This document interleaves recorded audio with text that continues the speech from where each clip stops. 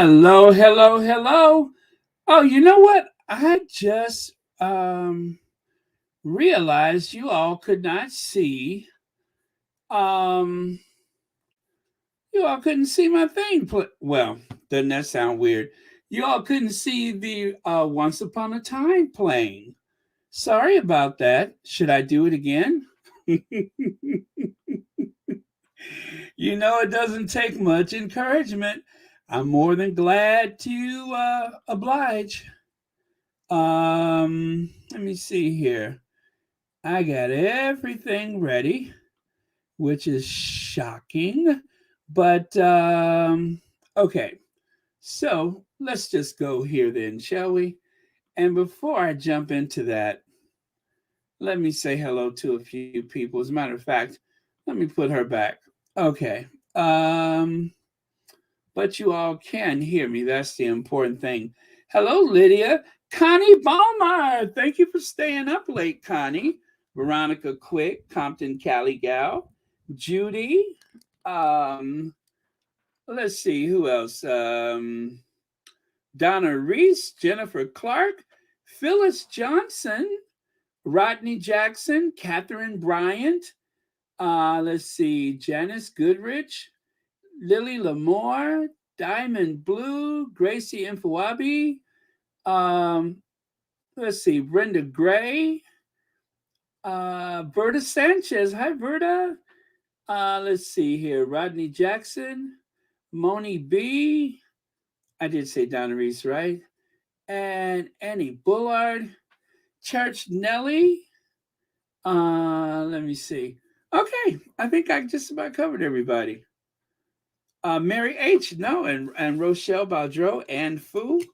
Okay, thank you all very much for being here. Sip of coffee. Mm. Ah, that's only my second cup for the day. I'm usually good for about 3 cups a day. All right, so let me take this away.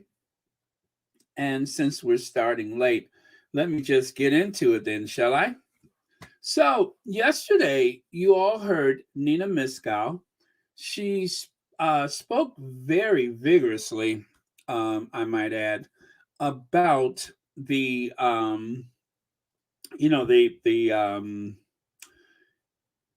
and coming book, the Spare, right?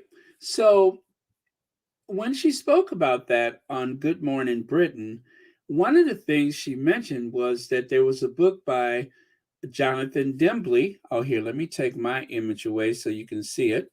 There it is, The Prince of Wales, a biography by Jonathan Dimbley, right?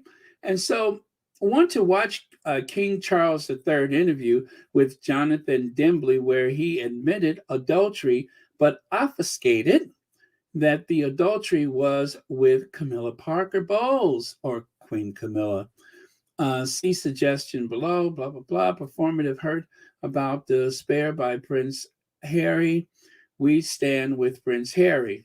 And there you go. So down there in the small caption, it says, how to watch Charles' interview with Jonathan Dimbley. Now, I haven't watched it yet, but it says in the explosive 1984. Oh, wow. Did they use explosive on other people besides Meghan and Harry? Incendiary, explosive, um, what is that? Ripped, torn apart. Um, oh gosh, give me some more of them. But in the explosive 1994 interview, which is featured in the latest season of The Crown, Charles admitted to having an affair. So one of the squatties, as you know, you guys, there is a lot happening on those Twitter streets, and people have had enough of it, especially myself. I just got a text message. I was with my aunt today. All right, thank you for a lovely afternoon, morning. Okay. And my aunt says hi, you guys. Um, anyway, so we went to Costco. And guess what? I was in and out of there and didn't buy anything sweet. Connie Balmer, thank you so much for the super chat. Lots of prayers for our faves. Amen to that. Thank you so much, Connie Balmer. And also thank you for being a member of Royal Sussex. Still a bargain at just $4.99. And guess what you get for $4.99 a month? Nothing. There's nothing extra with it. Oh, you get to use those stickers. That's what you get to use. You get to use those stickers for $4.99 a month. But thank you again.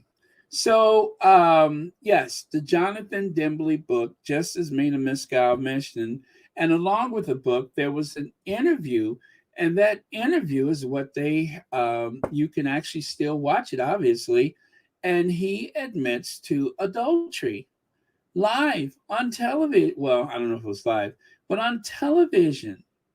And everybody heard him. So the adulterer is on his way to a throne. He is going to be crowned. He's going to have a coronation, as kings have had throughout history, as queens have had throughout history.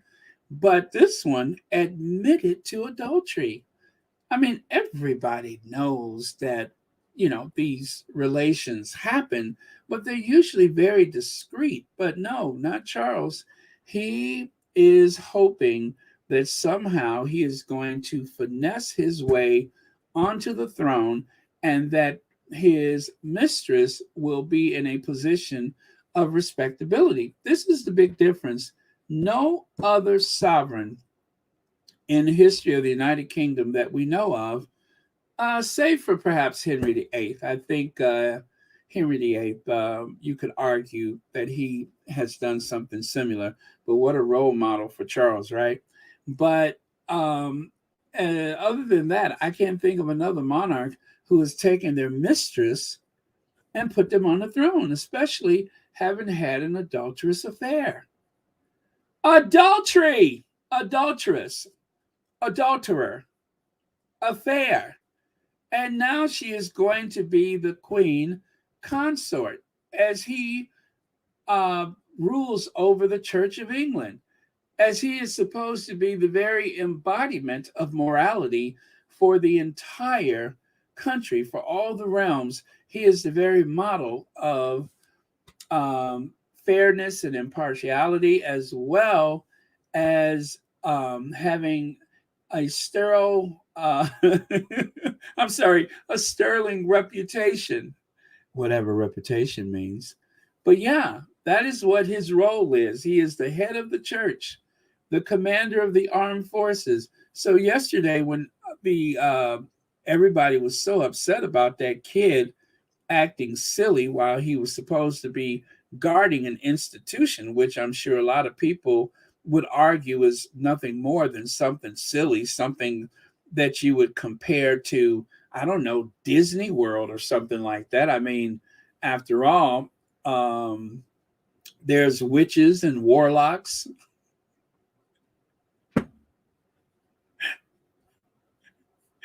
There's witches and warlocks. There's fairies. There's gargoyles and all manner of creatures. There's all kinds of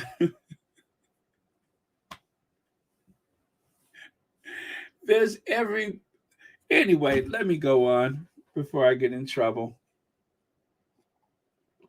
But as you guys can imagine, I am in a bit of a mood because the attacks that have been happening today against the Nelson Mandela Foundation, and of course the same attack is directed toward the Sussexes, and then of course they had to single out Meghan for the price of her wardrobe, especially considering she didn't spend even half as much as, say, the now reigning Princess of Wales. But you know how that is.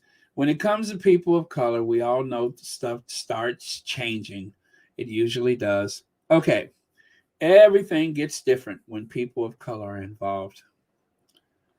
So, again, as I said before yesterday, I am writing this book not as the prince I was born, but as the man I have become. That is what Prince Harry has said about his book. Hi, Susie Q, Darlene Anderson, Anne Fu, hello. Anne says, I grew up in England and cannot look at the Coronation. Uh, what is that? Carnation Street? Or is it Coronation Street? Because of those tampons. Those tampons are shameless. Yes, Queen Diana, you got that right, should have been alive and there as the queen. Absolutely.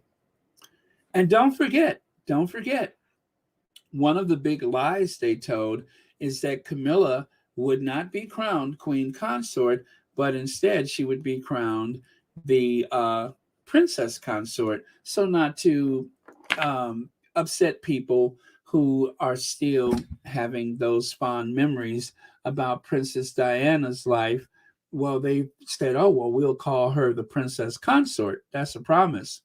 And of course, if you remember, he wasn't going to marry her. That was another promise that was broken. So, broken promises abound. And then, of course, as I was speaking of Disney and fairies and stuff, um, remember he broke that promise about the title for. That's so bad. He broke his promise about that title for the Wessexes. So that was a fairy tale that was shattered. Yeah, that's what I meant to say. Fairy tale. Um, oh, I'm only just getting started, Shirley. I'm in a particular mood right now. Um, they have worked my last nerves, and I'm just sick of it. Do you hear me? Sick! I'm sick of it. So, moving on. Now, of course, not only did Charles have a book, but there's also a book that was given approval, allegedly. I haven't seen any direct proof, but there has been some approval insinuated or mentioned or inferred that Angela Levin has written the definitive Camilla book. It's called Camilla, From Outcast to Queen Consort. From outcast to queen consort. My question is, why did they ever bring her back in? And actually, how could she be an outcast if she was never in the first place? Now, as I mentioned yesterday, they made this big fuss about Anderson Cooper having the rights to the interview in the US for Harry's book. And of course, there has been speculation. As I said yesterday, they had to go all the way back to the 1920s to find some sinister connection between Anderson Cooper and, of course, the Duke of Sussex. Revealed how Prince Harry interviewer Anderson Cooper's great aunt had an affair with the Duke's great great uncle Edward VIII when he was Prince of Wales. But just a brief recap, they failed to mention the love triangle. Is it a triangle or is it an X? Is it a love box? Let me explain. You got Anne having an affair with Andrew Parker Bowles and Charles having an affair with Camilla Parker Bowles. And if it's not too shady of me to say this, Andrew Andrew Parker Bowles, he was actually the pretty one. Camilla, well, she's what you call a handsome woman. But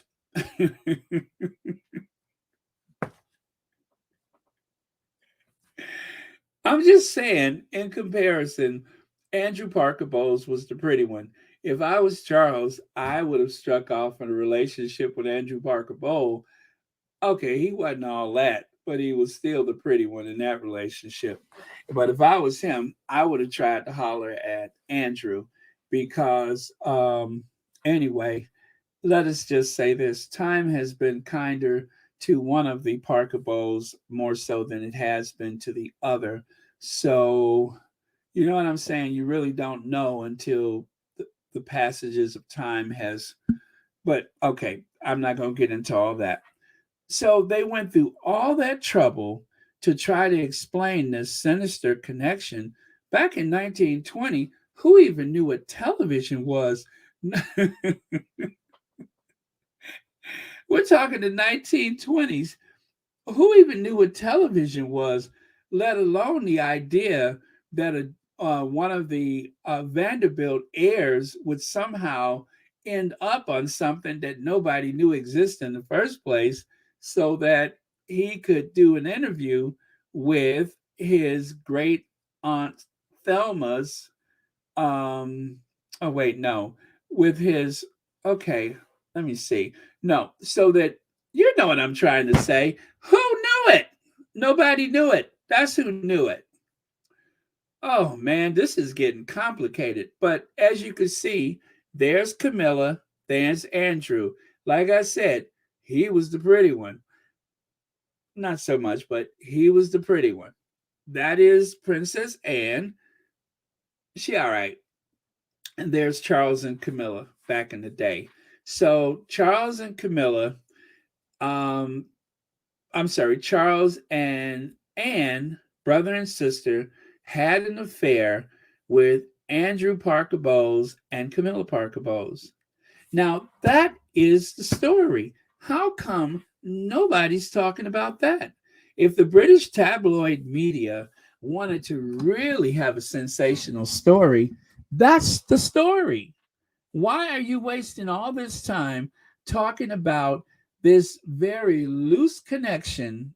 I mean, so loose you could drive a team of Camillas through it.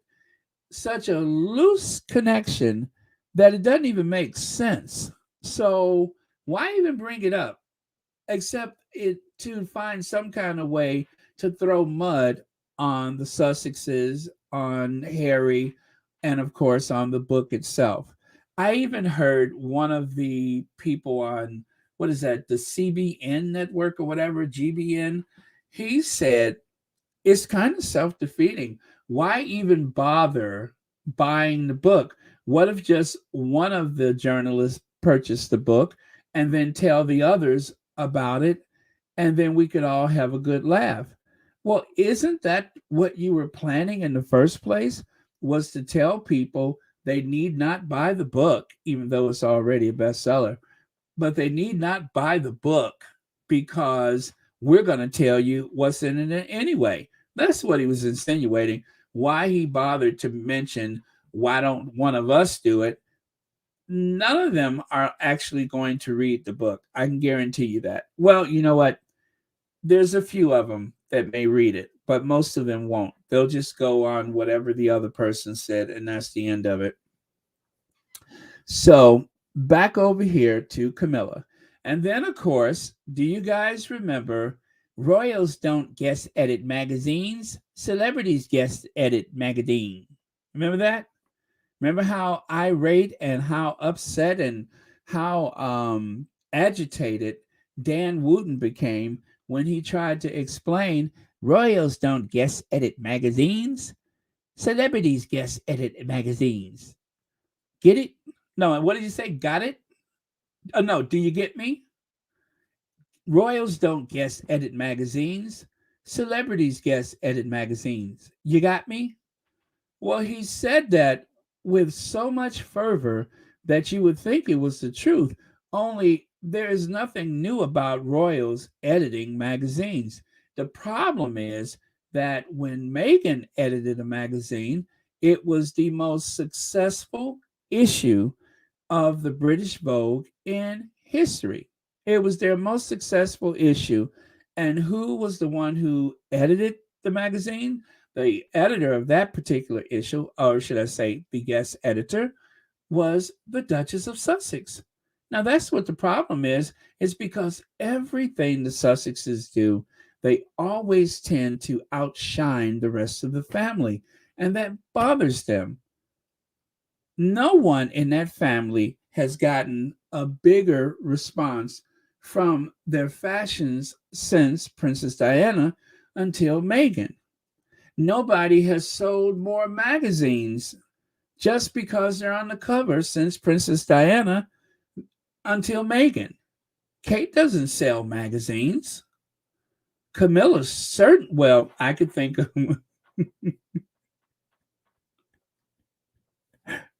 I could think of a couple of magazines Camilla could probably sell out, but it's not polite to say it in mixed company, if you know what I mean. But there's a few magazines that she could probably sell out, but I just won't say it in mixed company. Let's see here. Elaine Parker, thank you so much for the super sticker. And thank you so much for watching Royal Sussex. And happy Wednesday to you and happy New Year to you. And thank you for being a member of Royal Sussex. Very kind of you. Okay. So this is Nina Miskow, and that is, I think her name is Esther K. Esther K and Nina was really going at it yesterday. And Nina even begged the question, why are you so upset?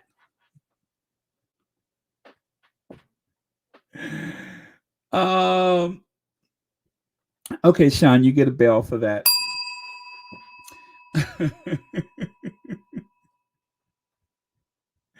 you get a you get a bell for that. You get a best in show bell. Thank you for saying it for me. But yeah, so she asked, why was she so upset? What's in it for you? Well, I have a family and I don't go on television. And anyway, and so SDK was like, and they get paid a lot of money for it. And so Nina was just like, well, are you jealous of the money that they have? At least it's not taxpayer money. Oh, now see, y'all messy. Y'all are so messy. I'm trying to maintain a certain level of decorum. However, that may pass soon. Um, all right. So yesterday I mentioned Kate Middleton's keen, how she has the keening season. I think we're in the keening season. Remember, the keening season starts first of the year when they try to get as many of their royal duty occasions out the way as possible. As a matter of fact, it's said that there is a book out there called Kate Middleton Keene. Now, so far, I haven't been able to find the book, but there's a book out there called Kate Middleton Keene. And it's all of the things that she plans to do at the start of the year so she can get as many as those engagements on the books as possible. The year that the queen died, I think the queen still outnumbered official engagements compared to Kate Middleton. I mean, there are minor royals that have done so much more than Kate Middleton, and they don't even get paid for it. So right here it says, King Keen to welcome back Sussexes in a heartbeat as Harry and Meghan want to heal Riff. Well, as you can see, it's contagious, isn't it? Kate's keening has become Charles's keening. Everybody gets very keen this time of year.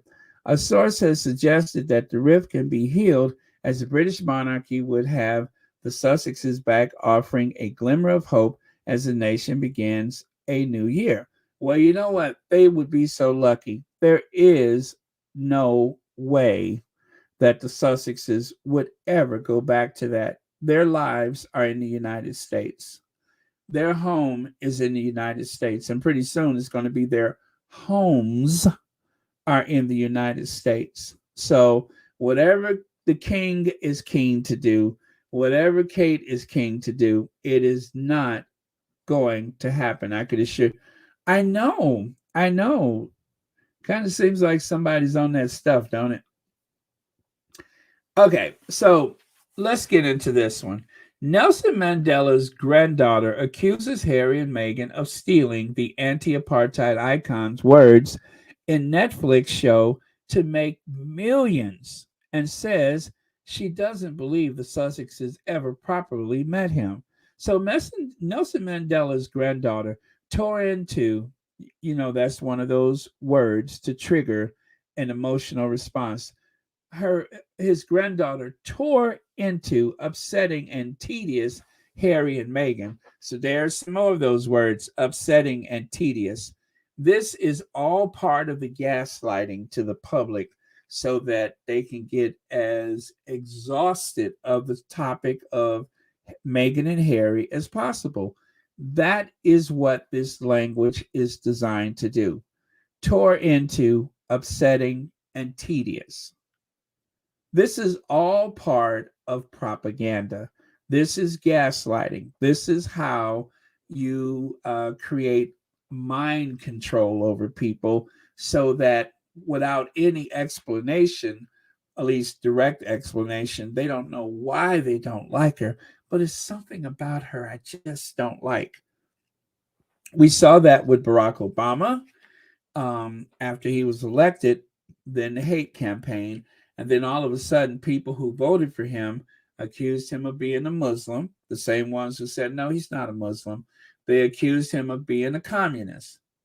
The ones before the election who said, no, he's not a communist. All of those things changed over time.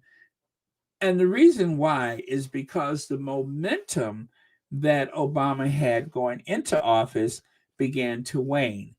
You didn't have the aggressive campaign going on, at least not on his side of things. But there was a campaign going on to disparage, disrespect, and create this negative aura around Barack Obama. And it was very effective. And this is why words matter: upsetting and tedious. Those are trigger words so that every time someone in the public sees them, they want you to feel upset and triggered by their appearance, by the sound of their voice. It is a nasty bit of business, but it is very effective. And that's why they do it, because they know in the long run that strategy usually pays off. However, thanks to the docudrama or docuseries rather, Meghan and Harry, and thanks to the book, and also I think these two interviews that are coming up are going to make an incredible amount of difference. And even one of the tabloid people even said, oh, I know who it was. Shockingly enough, it was Sharon Osbourne. She said the old people, they're done with Meghan and Harry. Well, that's not accurate. There is a minority of older people on both sides of the Atlantic and in Australia that may feel a certain way. But most people, including most young people, are still very much Team Sussex. Whatever they say, they are still very much Team Sussex. They wish that they could have that type of power, but they just don't. The problem is the angry people are very vocal, and it amplifies whatever assumed control they have over the narrative.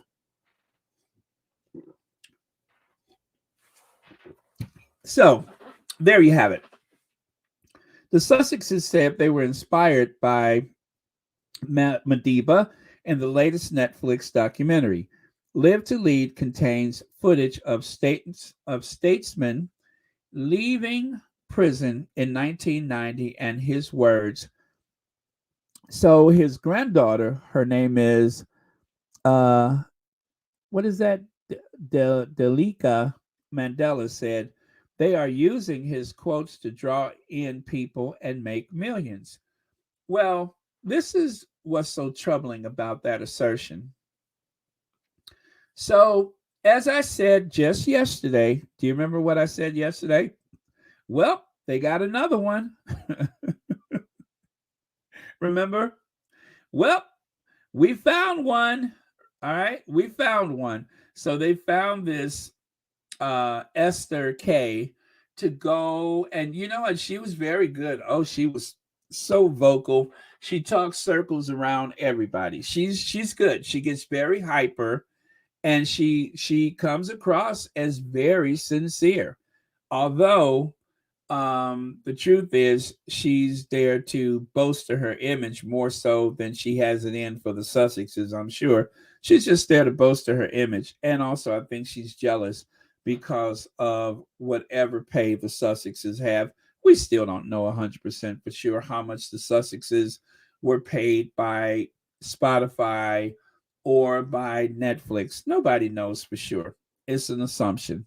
So, well, they got another one here. So over there on the far left, that is Nelson Mandela's granddaughter. And just like his grandson that you see on the right side, somehow the Daily Fail, among others, but I think it started with the Daily Fail, they got to them, and who knows what they've said or done in exchange for those nasty negative comments that they are so good at making about their grandfather. And you know, I have to say, this reminds me of Dr. Martin Luther King. Martin Luther King's image was used for a commercial. Now, companies assumed that using a public figure like Dr. Martin Luther King was fair game or fair use because of his life that he led as a civil rights leader. However, he was not an elected official. He was not elected to any office. So, because of that, there is actually a law firm in the United States. I don't know the name of the law firm, but there's a law firm in the United States that represents dead people. Most of their clients are dead.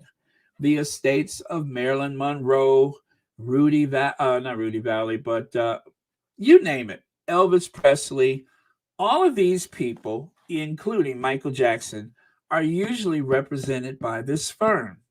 And so it's already been tested, excuse me, on celebrities where their images were being used for everything from lunchboxes to, um, oh, I don't know, books. Well, I think books are probably fair game as long as you got the right to the photo.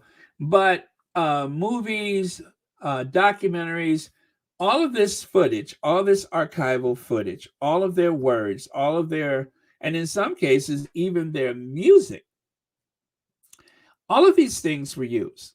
But I would have never in a million years had assumed that the Martin Luther King family would also sign up with that law firm. But they did, and they got paid. And every time Martin Luther King's image or words are used to promote a product, they are paid for that.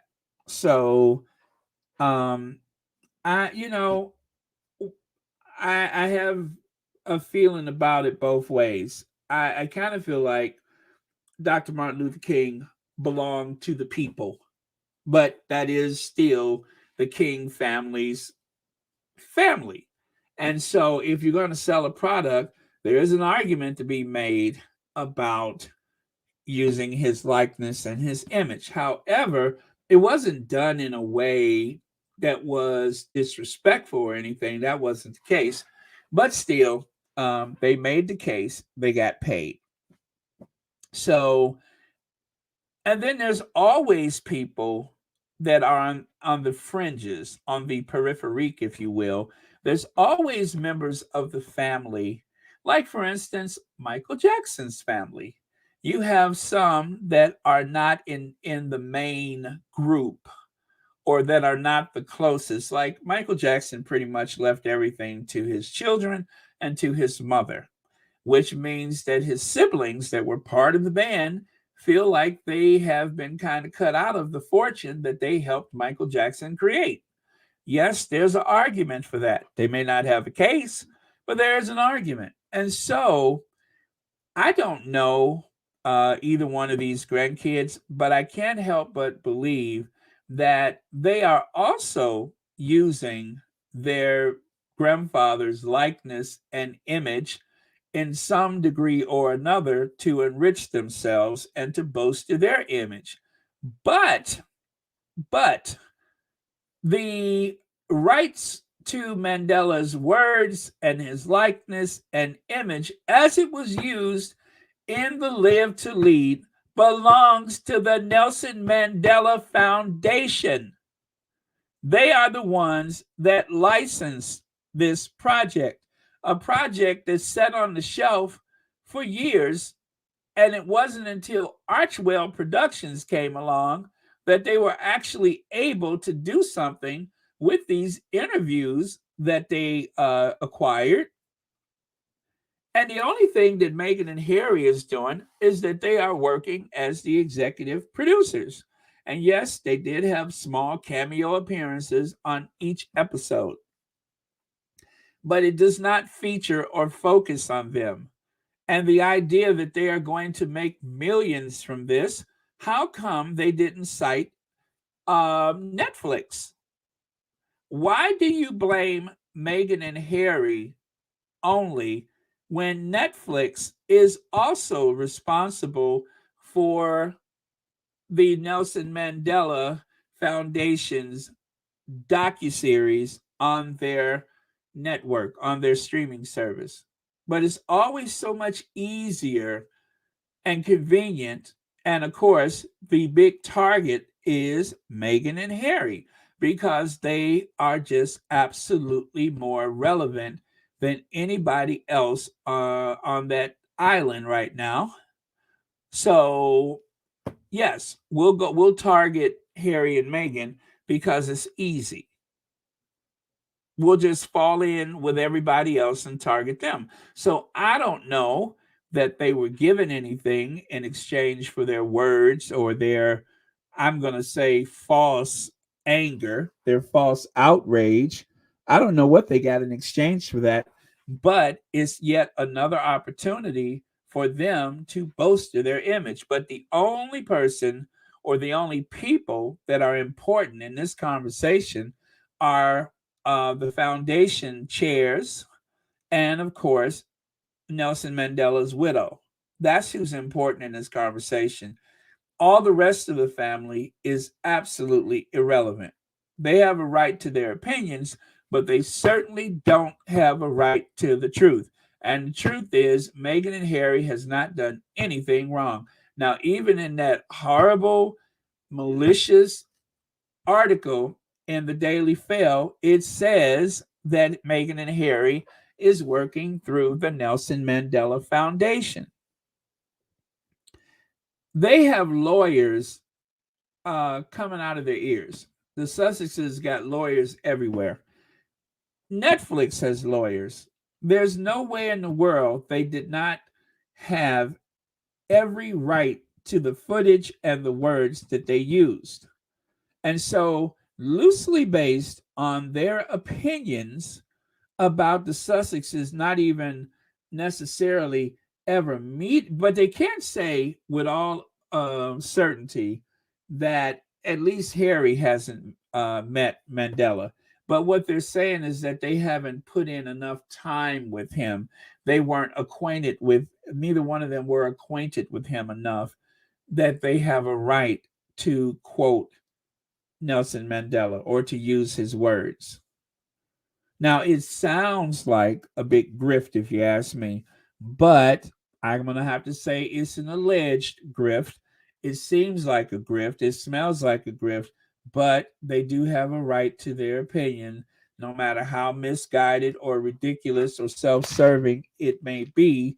They do have a right to their opinion. But as I said before, they don't have a right to the truth. And the truth is, they haven't done anything wrong. So, of course, given the way that the tabloids work, everything is stacked against Archwell Productions in the eyes of the tabloid media. But then it also has moved over into the mainstream media. That's the problem. This is all intended to make it difficult for the Sussexes to make connections or to make money. They're trying to silence Harry and Meghan so that they are boxed in and unemployable and can't work or can't get deals and contracts. So far, it hasn't worked. So right here, guess where I got this screenshot from? The Nelson Mandela Foundation. If you go to the foundation page, this is what comes up. They are proud to present Live to Lead. This screenshot is from the Mandela Foundation, not the Misguided Grandchildren's Foundation. No, it's from the Nelson Mandela's Foundation. It's not from we have an axe to grind or somebody offered us an opportunity to bolster our images, however they did that. I can only speculate that there may have been something exchanged, but we don't know that, so I can't say for sure. But somebody said or did something that made it so tempting for them to speak out about this documentary. Why else would they do that? So, and just to be fair, it's only the granddaughter. I'm only using the grandson's photo because he was the last one to come out against the Sussexes for mentioning, or actually for Harry giving the speech at the United Nations. And how did that happen? Again, he was asked by the Nelson Mandela Foundation to do it, and so he did. And then here, yep, the obsessed one, Camilla Tominey. Here she goes. Notice signs. Notice signs. Scrunch brow, pursed lip, tight jaw, crazy eye, obsession. She's obsessed with the Duchess of Sussex.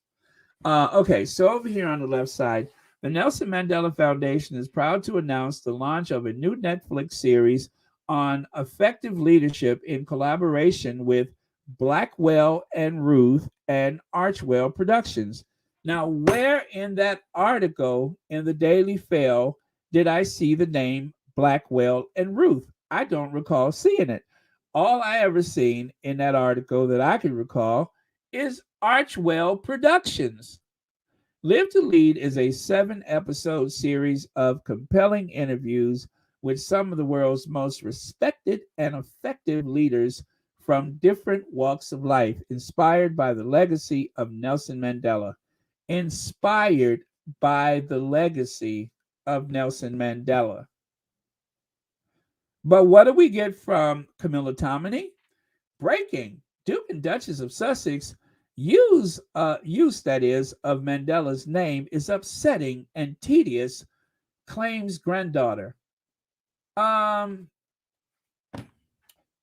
It's upsetting and tedious, claims granddaughter. The granddaughter's not on the foundation. So if she's not in the foundation, and the foundation has the rights, whether it's from his widow or whomever, if they are the ones that have the rights to the use of his likeness or his words or his image or whatever, his archival footage, then why are we bothering with the granddaughter? What is she to this situation? It does not concern her. If you're concerned, then get on the board. Get involved with the foundation.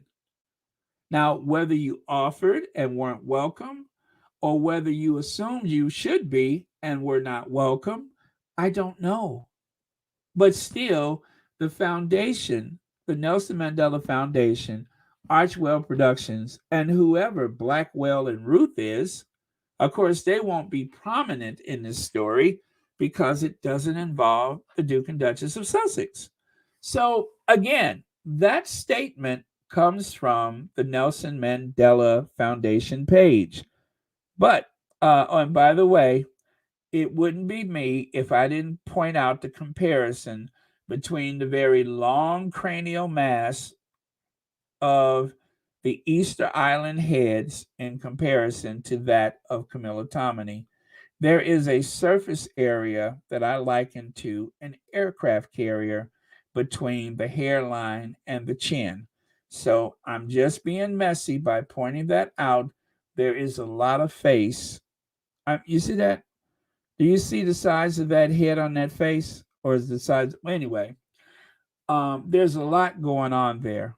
And it doesn't help when she always mentions the Sussex and start looking so outraged. So yeah, that was my petty moment there. But anyway, back over here. Let me get rid of her.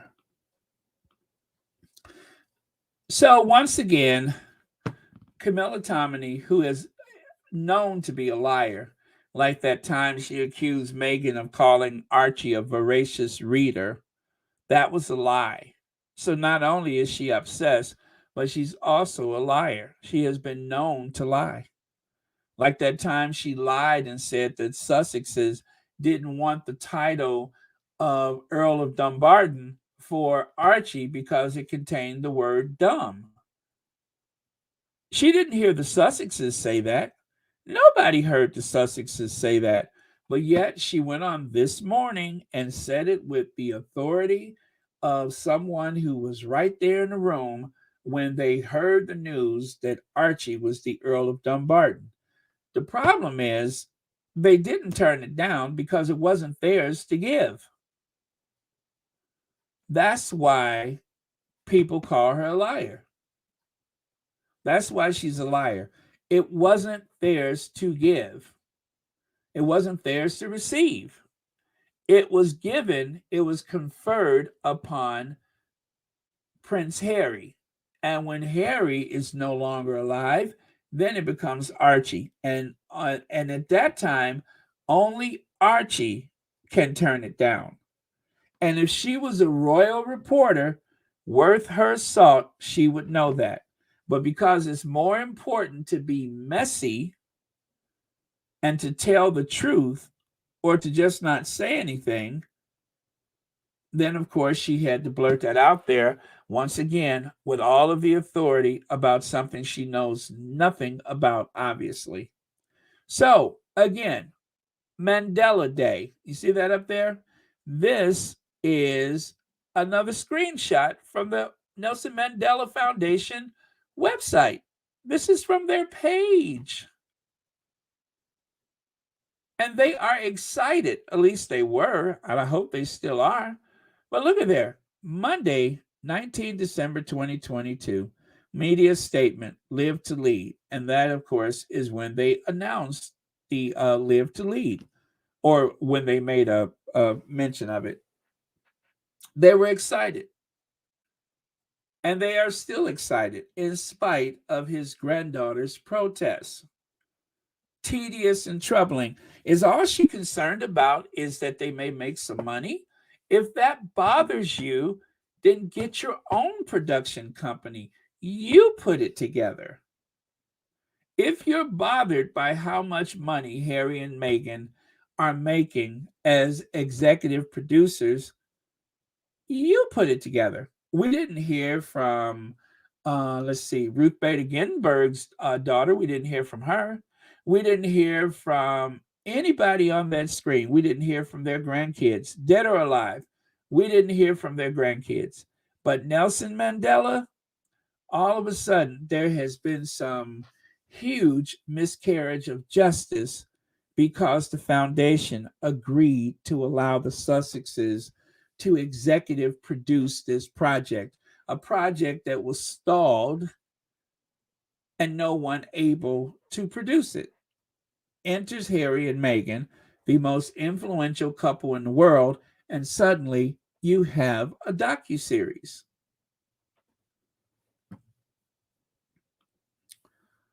So there he is right there. Nelson Mandela's grandson reacts to Meghan comparing her wedding to his father's release from prison. Well, it was said that on the wedding day that people celebrated the same way they celebrated when Mandela was released from prison. Nobody said it was as many people. Nobody said that it was as memorable or any of those things. But that was the general atmosphere amongst many people in South Africa. Many people in this former colony, this Commonwealth nation, many people celebrated. They danced in the street. We even have videos of them dancing in the street. However, somehow he had his input, right? Because someone encouraged him to speak out. Now, again, we don't know if there was any gifts or favors for him coming out and saying something about something that had nothing to do with him, nothing at all. He could have said something or nothing. Well, he decided to say something. And so on that occasion, he was the only member of the family who had something to say. Just like on this other occasion, it was the granddaughter who had something to say. I think the big difference is that because of the production, and by the way, don't be surprised if we don't hear from him soon. Do not be surprised if we don't hear from him very, very soon. Oh, okay. Thank you so much for that. Baron, you're exactly right. Blackwell and Ruth ran out of funding to release the docuseries Enters Archwell Foundation. Thank you, Leslie F. Enters Archwell Foundation. Oh, well, Archwell Productions. They were not able to keep it moving until the Sussexes got involved. That is what saved all of these interviews that otherwise were just sitting on the shelf, unused. See, the squad, what they should call it, the Sussex Squad Detective Agency. We always get the answers. Always. Thank you so much for that, Leslie F. And thank you for being here today. So the other guy over there, mystery over Meghan Markle's Nelson Mandela claim as actor who says he was the only South African in Lion King live action film, insists he never met Duchess after bombshell interview claimed cast member compared her wedding day to Leader's release. Well, we found out differently after the fact that that wasn't accurate. As a matter of fact, there was all kind of videos and photographs that said otherwise, right? It said it told a different story compared to the one that he told. Make that make sense. And what is it about Nelson Mandela's grandson that reminds me of Uncle Scar? Can you all tell me that? Why is it I'm getting that Uncle Scar vibe from him? Uncle Scar, will I like my surprise? Simba is to die for. I am totally getting Uncle Scar from him. There's something about him that is so jarring and off putting that he reminds me of Uncle Scar, right? I promise you, I am totally getting Uncle Scar. I mean, he just scares me. He just absolutely terrifies me. I am getting that Uncle Scar vibe. So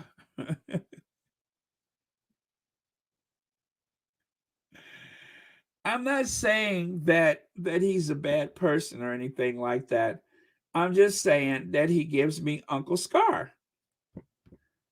Like if I was, about to slip down into the abyss, that he wouldn't help me. He'd probably say something like, um, I'm trying to think, what was that he was upset about? Oh yeah, he'll probably say something like, now is it true? Were there people really celebrating like when my grandfather was released?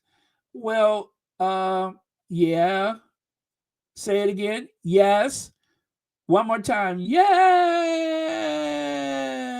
As you fall down to the ground. That is the energy that I'm getting from him, Uncle Scar. So, yeah,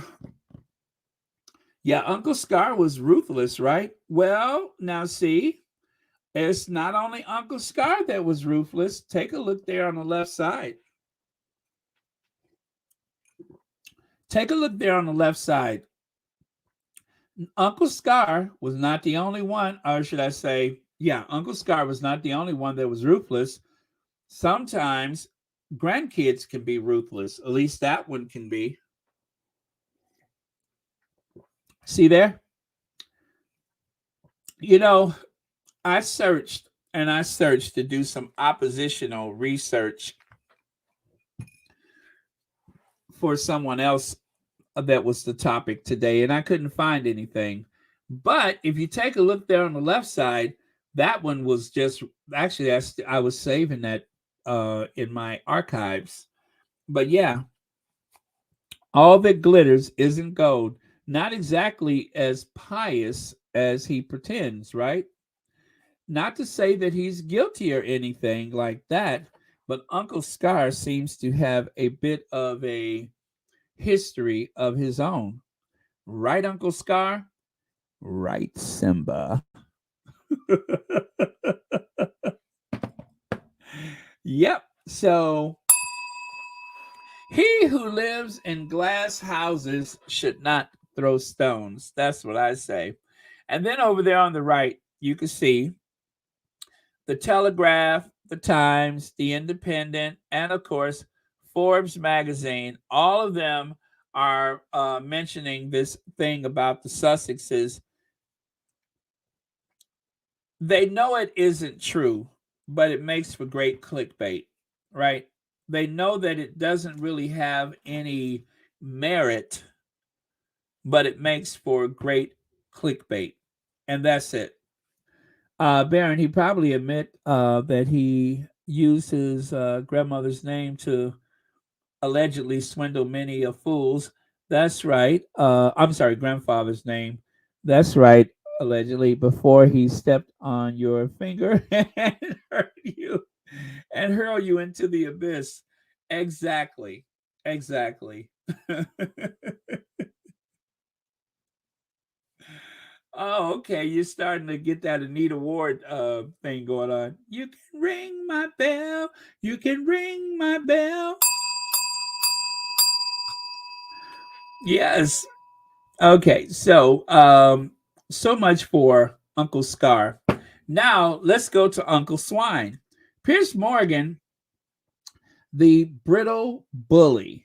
Now, Steve Schmidt, who just wrote an article about Pierce Morgan the other day, is back at it again. Now, I don't know if there's like some bad blood between Pierce Morgan and Steve Schmidt, but Steve Schmidt has decided to sock it to him again. He wrote in for a magazine called The Warning, or is it just maybe that's his own page? The Warning by Steve Schmidt. Pierce Morgan, the brittle bully. Pierce Morgan, judged by his failed American experiment on CNN, is a rare type of Brit that pulls our Yankee imagination away from the special relationship and toward a warm remembrance of Lexington and Concord. I think that's in reference to the Revolutionary War. He is a preposterous figure, a perfect avatar for early 21st century media corporation. I'm sorry, corruption, that and is accompanying fetish for vapid, meaningless, and empty celebrity. In fact, if technology so advanced consideration should be given to minimizing him for storing and passage on the next version of Voyager 2 type deep space probe. The origin um, Voyager probe contained a solid gold record upon which was pressed the story of human civilization in case it would one day encounter intelligent life. Well, that's not Pierce Morgan. The next probe, with a miniaturized Pierce on board, could serve as a benefit warning about the dangers of contamination from our societal decay that would await our alien visitors if they were foolish enough to make first contact with human beings. A miniaturized Pierce Morgan would certainly do the trick and repel their instincts to explore Earth. I could redeem his legacy from it could redeem his legacy from common bully to savior of the planet. Imagine the write up in the Sun for his next New Year's bash. Of course, he would be in outer space, which might change the tenor of the evening from the what is that, vicious celebrity transactions to Instagramming toward a celebration of genuine joy. It would be quite a thing. Pierce Morgan is common. He is a common bully. He is a cheap television thug, and he is a very brittle man. He blocked me on Twitter following the publication of my essay on Monday, which, as a reminder, this is the essay from Monday. So, Steve Schmidt, let me see, Monday, today is Wednesday. It took a couple of days for him to write this new one about him. But, oh, yeah, and there's even a screenshot. Pierce Morgan blocked you. Like all bullies, he is a coward, and like all narcissists, he is an abuser. Like much of the vicious British media and all of the Murdoch media, he is corrupt. He is vicious. He is a nasty. He is nasty. He is mean, and he is cruel. What he has done to Meghan Markle is an abomination that is only exceeded by the palace courtiers who allowed it to happen. They did this by entering into information transactions that metastasize into character assassination carried out by sleazes like Morgan. In fact, according to this analysis, between May 2018 and January 2019, Meghan Markle received more than double the negative media coverage than positive. The role of Morgan in this assassinating of character of Meghan Markle and Prince Harry is singular. If the internet smearing and abuse had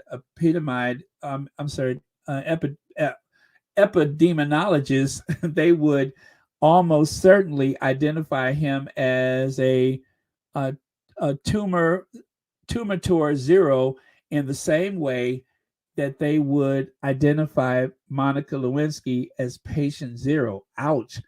What exactly is Meghan Markle's crime? What is it that she did wrong? What ethical breach has she committed? Of what transgression is she guilty? There seems to be a singular offense. She ended her communication with Pierce Morgan when she fell in love with her husband, Harry. So, anyway, you guys, that is from his last column. There is more. I will put that in the community tab. As a matter of fact, I will do that right now for Steve Schmidt. And you guys can check that out for yourself. Legs has a super chat. I'll get to that in just a second. Let me put Brother Steve Schmidt up here.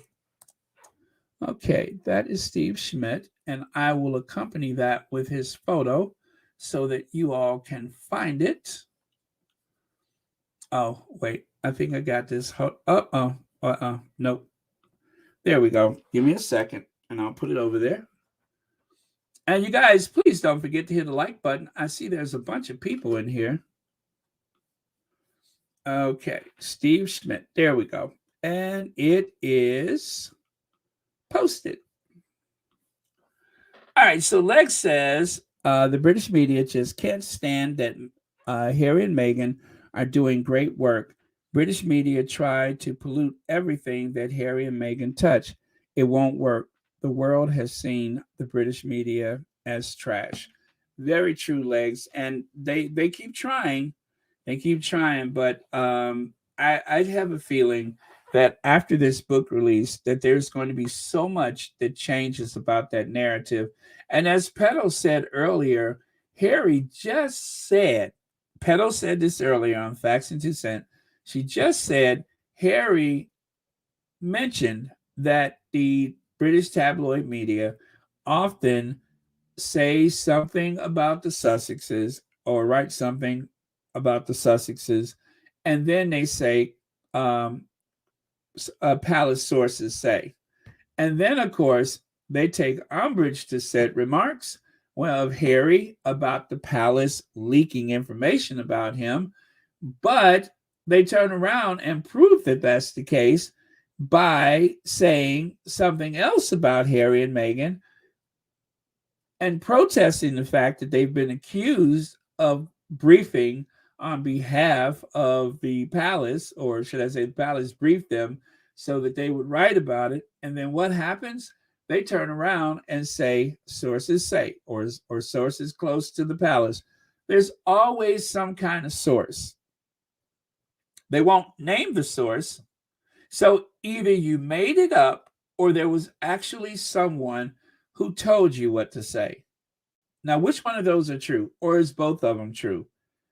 Did you say that Archie is a voracious reader because you heard Meghan say it? Or did you say that so that you could try to hurt Meghan with your words? Which one of those are true?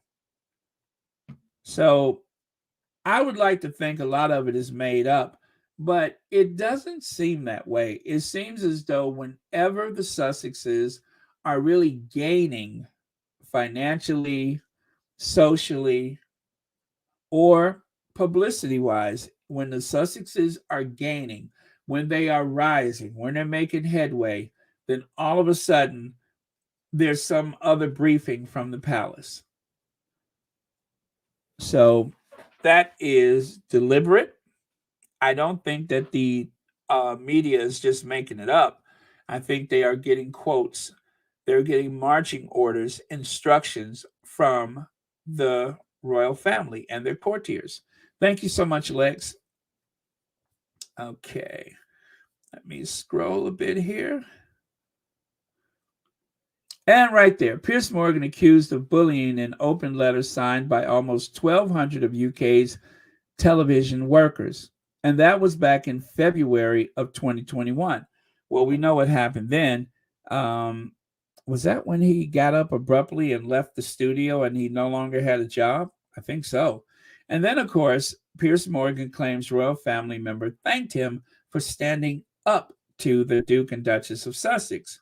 And then he went and took a photo in front of Kensington Palace to help reinforce the idea that the royal family put him up to it. Now, what's confusing about that is that, yes, he was invited to that luncheon by the Queen cohort, and so there's obviously some closeness there.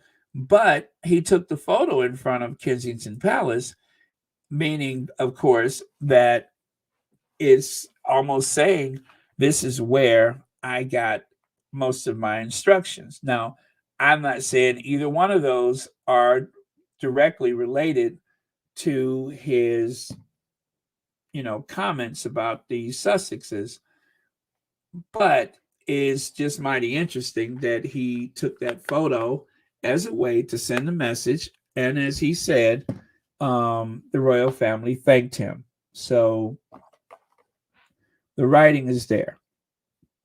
And then there's Piers Morgan compares himself to Nelson Mandela. Well, where was the outrage from grandson or granddaughter when Piers Morgan compared himself to Nelson Mandela?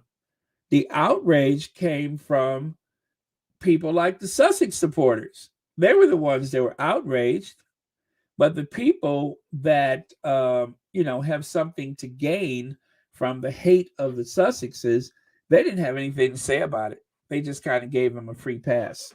Matter of fact, I don't think I think the first place that you read about it was in the Guardian, not in the tabloids.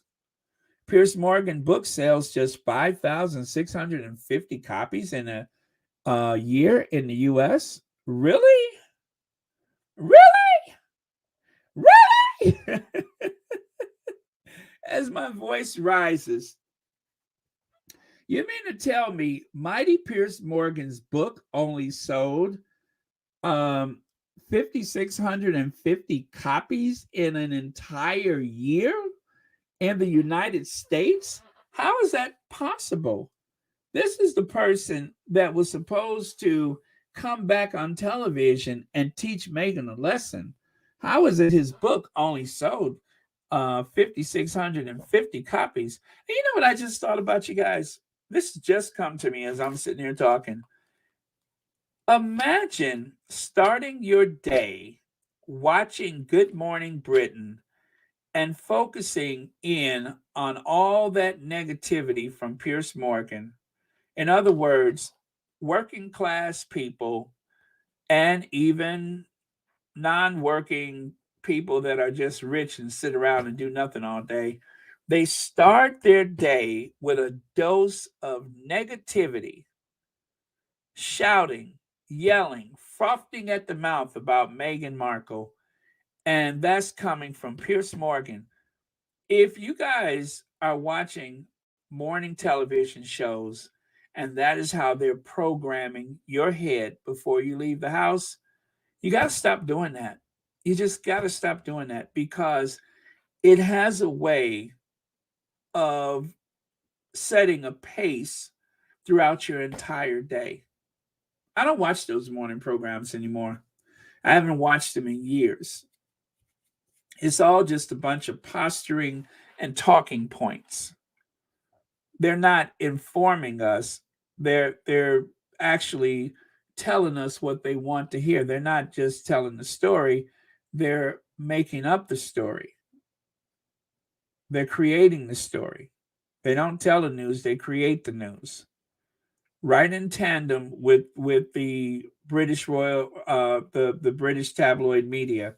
It's amazing how every morning show in the US, at some point or another, one of the people on the panel, one of the anchors, one of the news people for that show, inevitably one of them is going to say, "But I thought they left for privacy." Where does that talking point come from? That comes from the tabloid media. And as we learned yesterday, even though the Sussexes made a statement saying that that is not true, that is not true, that is something that they created to try to silence us, they still do it. It still happens. Where is it? Right here. Right here. The Duke and Duchess of Sussex have never cited privacy as their reason for stepping back. This distorted narrative was intended to trap the couple into silence, to leave them alone and penniless. That is the whole point of that talking point. To leave them alone and penniless, unemployable, instead of having a fortune of maybe $200 million right now or more. But that was their intention. It just didn't work. Piers Morgan's ratings for Uncensored plummet to lowest yet, as latest episode ends on just 10,000 views.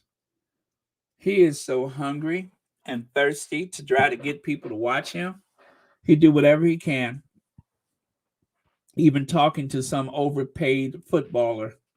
Leg says, Baron, did you see the article where Nelson Mandela's granddaughter defends Harry and Meghan's use of quotes in their docuseries? I think that Camilla T is a liar. Well, the thing is, Legs, by the way, thank you so much for the super chat. It wasn't just Camilla. As I demonstrated a little while ago, this seems to be trending throughout the whole world of the British tabloid media. The Telegraph, the Times, the Independent, Forbes, which I think is American, but still. It's just like this idea that Harry wants back into the royal family. I didn't see or hear Harry say he wants to be back in the family, but that is the story that they're running with, is that he desperately wants back in, which is ridiculous, but they're only saying that so that people will continue to click on the story. So, no, I haven't seen it, but I will definitely look for it. And if you know where I can find it, let me know. But I don't think Camilla Tominey is the only one saying that. I think that it really started with the fail. I think the Daily Fail were the ones who got the direct comment, and then everyone else shared it. So, but I may be wrong, but I think it was Daily Fail that got the comment first. I'm so glad Steve Schmidt is standing up for Meghan and Harry against the royal family's treatment of the two. Well, yeah, and I'm sorry, up there at the very top it says, if you can't see that, if it's too small, it says American journalists are on the case now. Finally, someone is holding Pierce Morgan accountable in the public square. High time. It's about time. So, thank you very much for your comment. And let me see. Why? What did I say? Oh, let me see here. I watch none of the AM programs. I removed all of those networks from my TV subscription, only paying for what used to be over the air local stations, close to cutting the cord now. Very good. It will, you know, as I always say, you got to protect your mental health. And if it's politics, you got to protect your mental health, because otherwise, I'm telling you, what they do is they create a dependency. Um, like Trump said, only I can solve these problems. And the thing is, people started to believe it. And the people that helped him get in that position, I'm going to tell you, when I first realized how dangerous um, these network television stations can be, it was when I realized that they were pushing Trump into office. They were literally pushing Trump into office.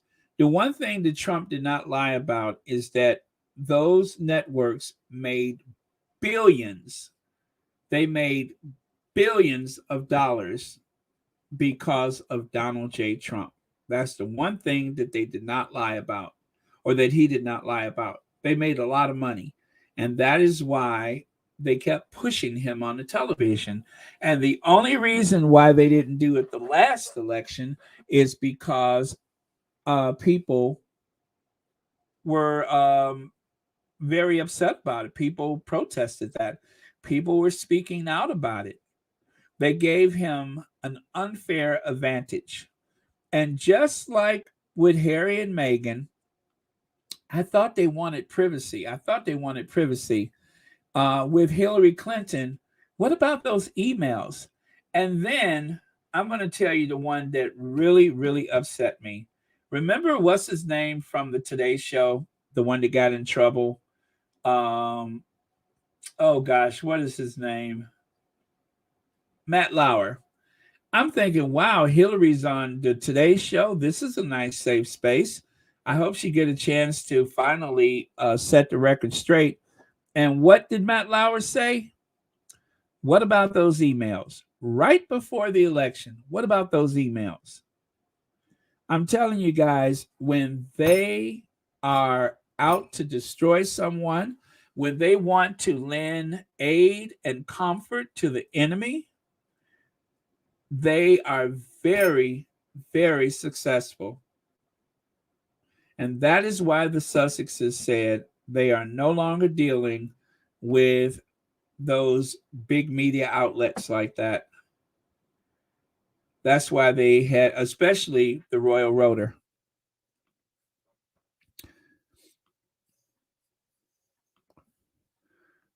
Knock, knock. Who's there? Greta's Pizza. What? I already have pizza. I already have pizza. Greta's Pizza. What? I have pizza. Now get out of here. I'm smoking a cigar. I'm sitting in front of this knotted pine wall paneling, and I'm looking at a story on TV about Prince Andrew. Now get out of here, you guys! Did you know they took all of his cars? The Romanian police impounded all of Andrew Tate's cars. Now Andrew Tate's cars are in possession of the Romanian police department. Now, what they plan to do with it, or state police, whatever they are, what they plan to do with those cars, I have no idea.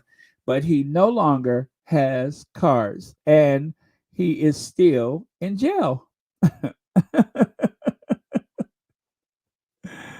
Oh man! So yeah, you know what? And it would be very interesting. It would be very interesting if there's any sightings of people driving his cars around. Now, I'm not going to say that the Romanian police are not very professional, but those cars are going to end up in another country.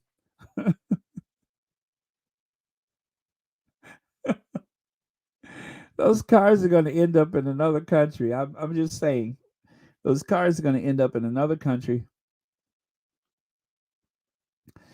Meghan Markle's lavish wellness routine costs more than the average UK annual salary. Now, this is the other thing that really grated my nerves today. Meghan's lavish wellness routine costs more than the average UK annual salary. Um,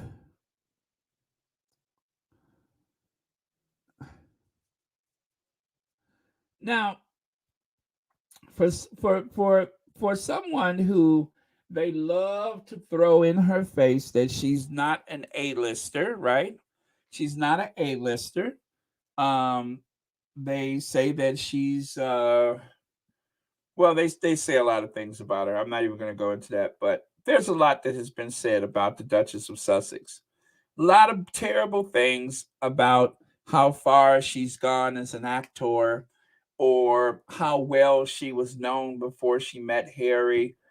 The one thing they never attack is the fact that she works really hard.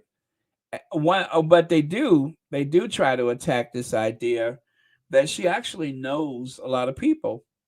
So when they were setting up their financial portfolio, I remember reading that Meghan used the same attorney that she's had for years, whose office is in Beverly Hills. So, as they say, she's not new to this, she's true to this. She knows what she's doing. Um, and also, shall I say, she's quite intelligent.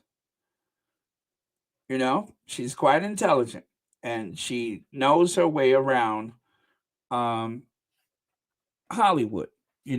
She wasn't one of those people that went to all of the big parties and stuff like that. No, her idea was, this is what I'm doing for a living. I'm an actor, but I am also a content creator. I'm a blogger.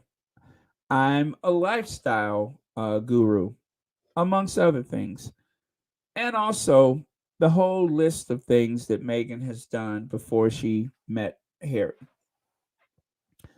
So she's got money. She had more money coming into that family than any other royal bride. And that's even the ones that had those big dowries and stuff. Forget about it. She was loaded, right? So she has an expensive lifestyle regime that she, maintains. They don't know how much it costs. They speculate that it costs more than the average worker in the United Kingdom every year. But at least she has a lot to show for it. And dare I say that most of Meghan's beauty is very natural. You don't ever hear them speculate, oh, she's had work done. You don't hear that because she hasn't. That is her own natural beauty. So, um, whatever she spends, whether she buys a tub of oil of Olay or whether she goes to one of those estheticians or whether she wears Clinique, um, Max, Mac makeup, whatever she wears it well. And she wears very little of it. That is in comparison to the other, uh, you know, wife, the other wife, the other Duchess, the now Princess of Wales. Um, she doesn't have to wear as much. She doesn't have to try as hard. She doesn't have to have people airbrush her image. Whereas other people, you can never really see them in a magazine unless they airbrush her. And she wears a lot of theatrical makeup. I'm not saying Bride of Frankenstein, but I'm just saying she wears a lot of makeup, a lot. Let's take a little walk down memory lane, shall we? The British media, invisible contract, they airbrushed. The Danish media, they were not as kind about airbrushing. As a matter of fact, they didn't feel it was obligatory at all. So, no invisible contract, which is probably why she'll never go back to Denmark again. How about when they went to Belize and they went to the gathering they had? Well, the invisible contract, now, mind you, those photos were taken the same day at the same time.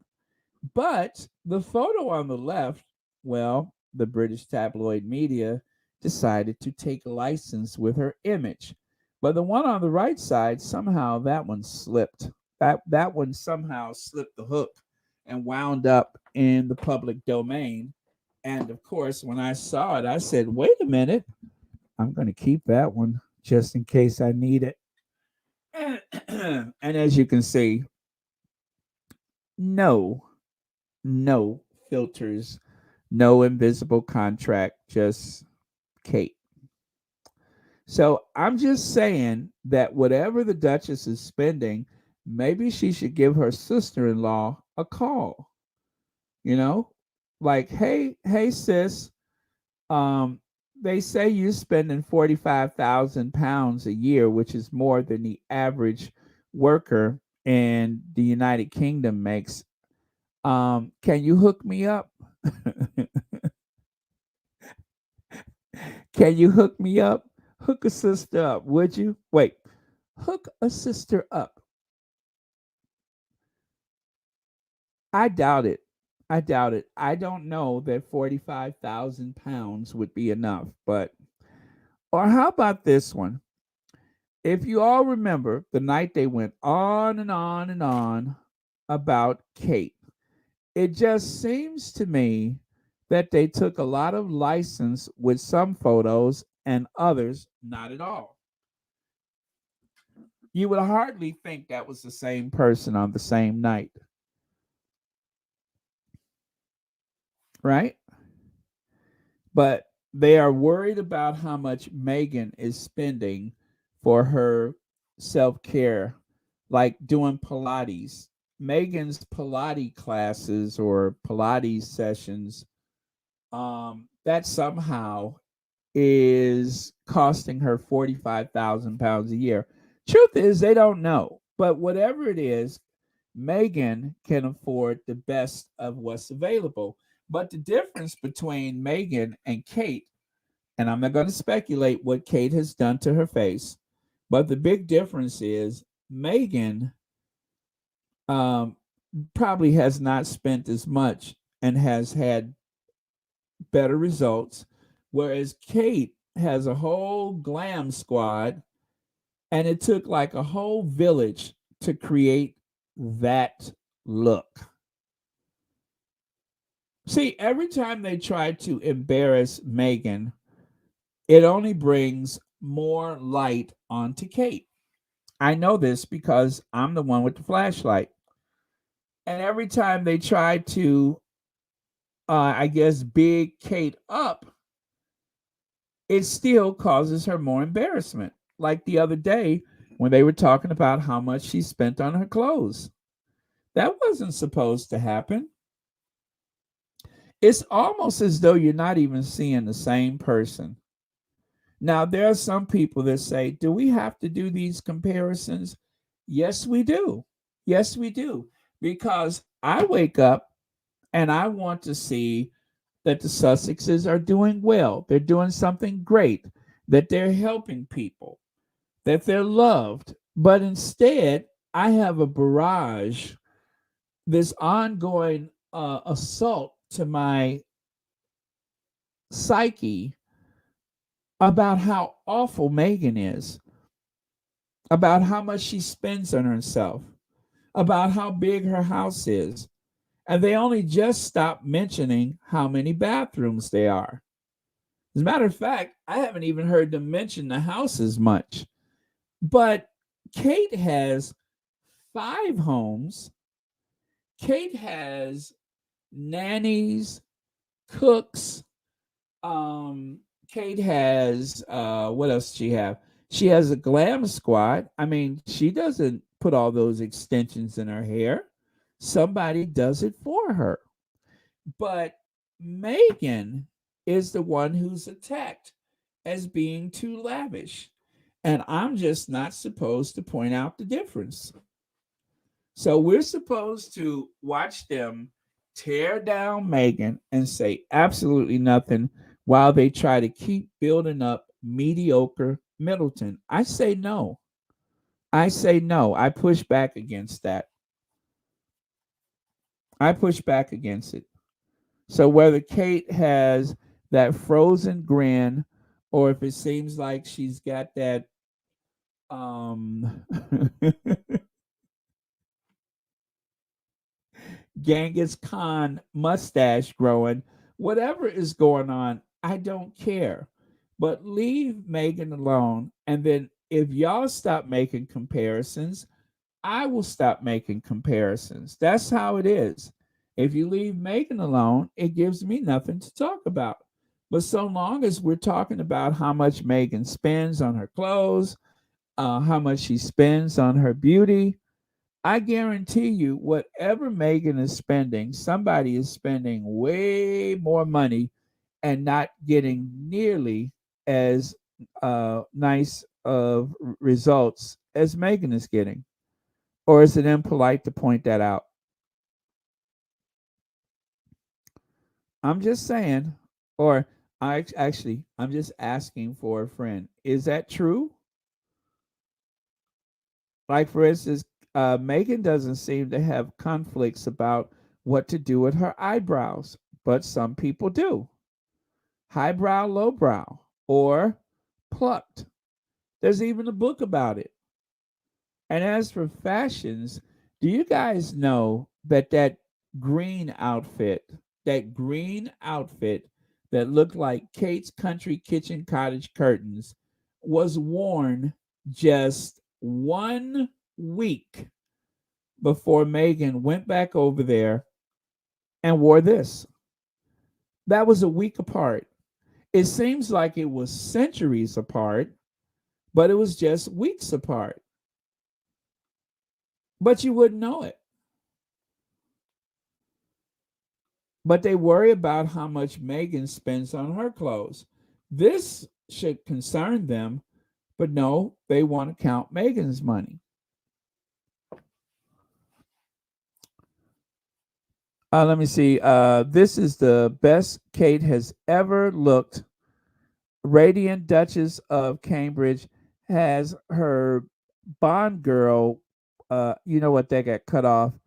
Something in bronze makeup and updo to define Meghan something. Oh yeah, they said she had the Meghan Markle eyebrows. As a matter of fact, you can see there, define Meghan brows. Defined Meghan brows. That's what it says in red there. Even when they try to celebrate her, they have to throw Meghan in there. They can never acknowledge her without throwing Meghan in there. I thought this was supposed to be the English Rose, to whom everybody, what do you call it? everybody wants to be or ascribe to. Everybody wants to be Kate, but Kate wants to be Meghan. Does that make sense? Everybody wants to be Kate, but Kate wants to be Meghan. Maybe they really want to be Meghan, but they can't say Meghan unless they throw Kate in there. You know what I'm saying? Because it would be giving Meghan too much credit. So, in order to say something nice about Kate, they have to throw Meghan in there just to get people to pay attention. That's sick, isn't it? But it's true. They have to throw Meghan in there to make people notice. Anyone know what could lift Giles? Just asking for a friend. I don't know what lift the Giles.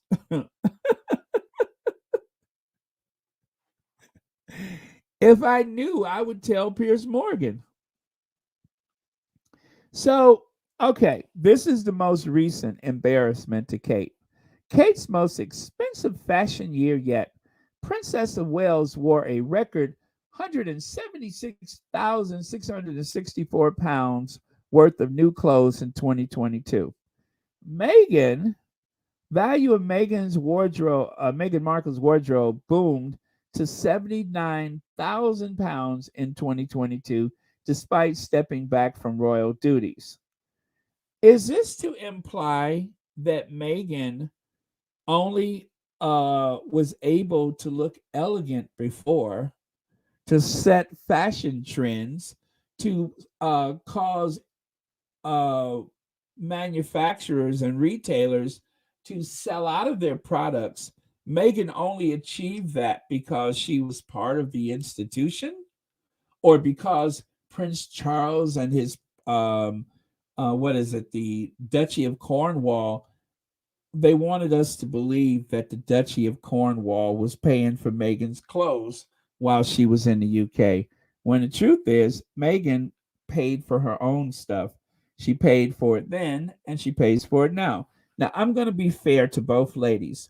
Nobody knows how much they actually pay. Nobody knows.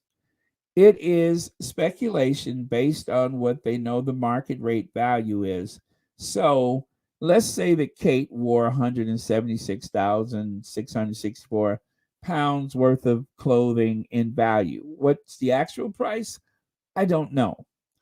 Same for Meghan. We don't know what the actual price is. But now that Meghan is no longer part of the institution, I'm pretty sure that she could cut some lucrative deals if she wanted to. However, as we have found out, that when Meghan wants something, as far as we know, she pays for it. And that is why we know that she pays for it, is because there are manufacturers, there are sellers, there are products that have been purchased by the Sussexes, by Meghan, and they didn't even know that it was actually Meghan until the phone started ringing off the hooks and people say, you know, Meghan's wearing your this, you know, Meghan's wearing your that. So I don't suppose that they're cutting any deals for Meghan for most of her clothing. She's paying the full retail price like anybody else would, I'm assuming. So, right here, everyone likes Kate Middleton because she's a good little girl who doesn't say anything, says royal commentator. Now, this was from November of last year, right? Now, take a look at this. This, of course, is one of my favorites. You know, I have to play this often because it brings me so much joy, and I know you like it too. So let's just cut to the chase. Uh-oh, wait, I meant to keep that one. Oh, I meant to keep that one because I'm going to share this one with you guys later. So let me bookmark that. Um, and then let me go over here and grab the mute woman, because that's why people like Kate, because she's an old fashioned mute woman. Now, I didn't say that.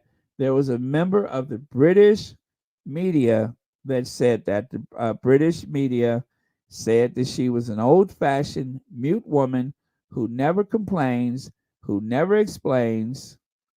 She doesn't make any waves. She don't know how to. Well, okay, I'm not saying that, but she's what you call an old-fashioned mute. Uh-oh, I can't find the mute woman. You know I can't go a day without the old-fashioned mute woman.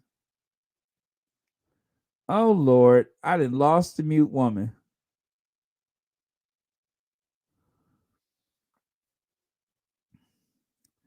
Okay, hold on. I gotta find mute woman now. Oh, there she is. Come on, girl.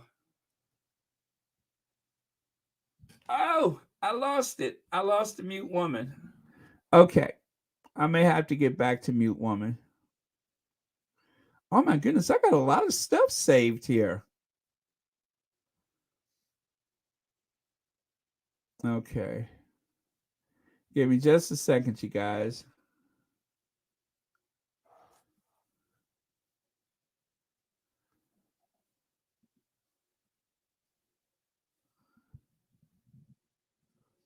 Aha.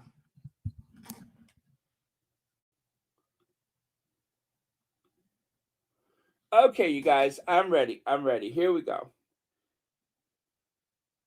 One of the reasons Catherine is so popular amongst certain demographics, and I'm going to say older people and men, is because she says absolutely nothing. Yeah. She's a good little girl who keeps quiet and doesn't complain, doesn't do anything, doesn't rock the boat, and is a very traditional, old-fashioned mute woman. Take note, Nicola. There it is. Right. One more time. One of the reasons Catherine is so popular amongst certain demographics, and I'm going to say older people and men, is because she says absolutely nothing. Yeah. She's a good little girl who keeps quiet and doesn't complain, doesn't do anything, doesn't rock the boat, and is a very traditional, old-fashioned mute woman. Take note, Nicola. She's an old-fashioned. I told you, when they try to give her a compliment, it's as though they just ball their fists up and punch her in the stomach. It is never good when they try to give her a compliment. So here's the old-fashioned mute woman. Princess of Wales, not being a royal is not easy. Let's see. A really important part of it is staying humble. While I have perfected the art of keeping my distance. Now, this is a parody account. I have to warn you guys. This Princess of Wales .not is a parody account. Okay? So let me start over. Not being a royal is not easy. A really important... Oh, wait a minute. It's not... Okay, that's part of the title there. Being a royal is not easy. A really important part is not staying humble. While I have perfected the art of keeping my distance from my husband, as protocol requires him to always be ahead of me, sometimes I also walk behind our nanny, as she is the one with the more authority over our children. I wish my dearest brother-in-law's wife understood the true importance of knowing a woman's place, seen but never heard. So again, that's a parody account. So let me tell you what they're referring to. If you can't see it because the image is so small, that's William, Charlotte, George, the nanny, and bringing up the rear is the Princess of Wales. You would imagine the Princess of Wales should be first, right? She's all the way in the back. George, the nanny, Charlotte, William. That's what they do when they think nobody's watching. As a matter of fact, they also do that most times when they know people are watching.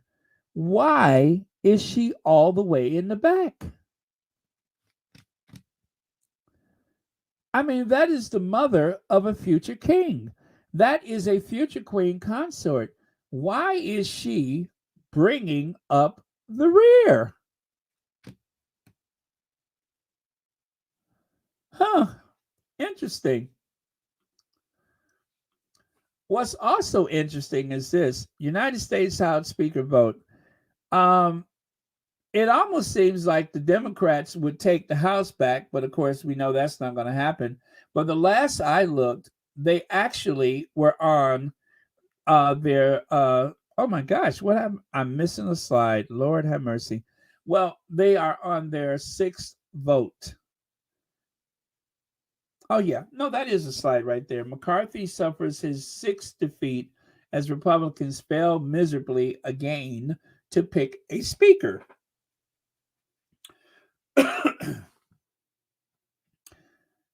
I don't know what's happening. I've never seen this before. This is like very rare that they cannot find a House Speaker. But all those trips back and forth to Mar-a-Lago did not help. It cannot end up with the Democrats in power. I don't think that's possible. Well, at least it won't end with the Democrat as the Speaker of the House. It's going to be a Republican. However, it's just going to take more time. So I don't know where it is because I'm on here and I'm not able to see it. But it appears as though they just don't have a Speaker of the House yet. And let me see here. Yeah, so the voting is going to continue. And what happens next, I don't know. But guess what, you guys? I am done. I am through. Just like one of those outfits that Kate wears, I'm through. I'm done.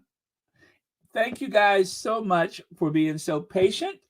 Got a lot done with my aunt today, so I'm very glad for that. And so at 8 p.m. they will take a 7th vote. Wow, that's scary. Okay. And they say the Democrats are not organized. Right. Anyway, thank you so much, you guys. John Garcia says, Baron, I recall when I used to see Steve Schmidt on MSNBC, he always told the ugly truth on the Orange Menace president, calling him grifter years ago. Steve Schmidt was actually part of the Republican Party. That's what a lot of people forget. But he publicly left the Republican Party because of Trump. But thank you for that reminder, Joan Garcia, and thank you so much for being here and being a member of Royal Sussex. Anyway, you guys, enjoy your dinner, sleep well, and for those of you guys in the other time zones, thank you so much for staying up late. Greatly appreciate it.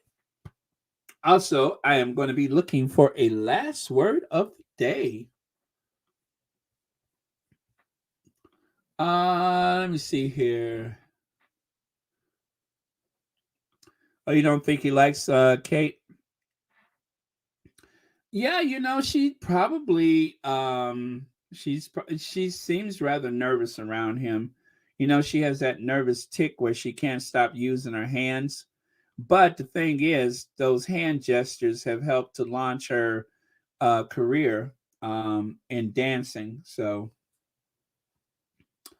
let me see here. Love wins. Absolutely. Thank you so much.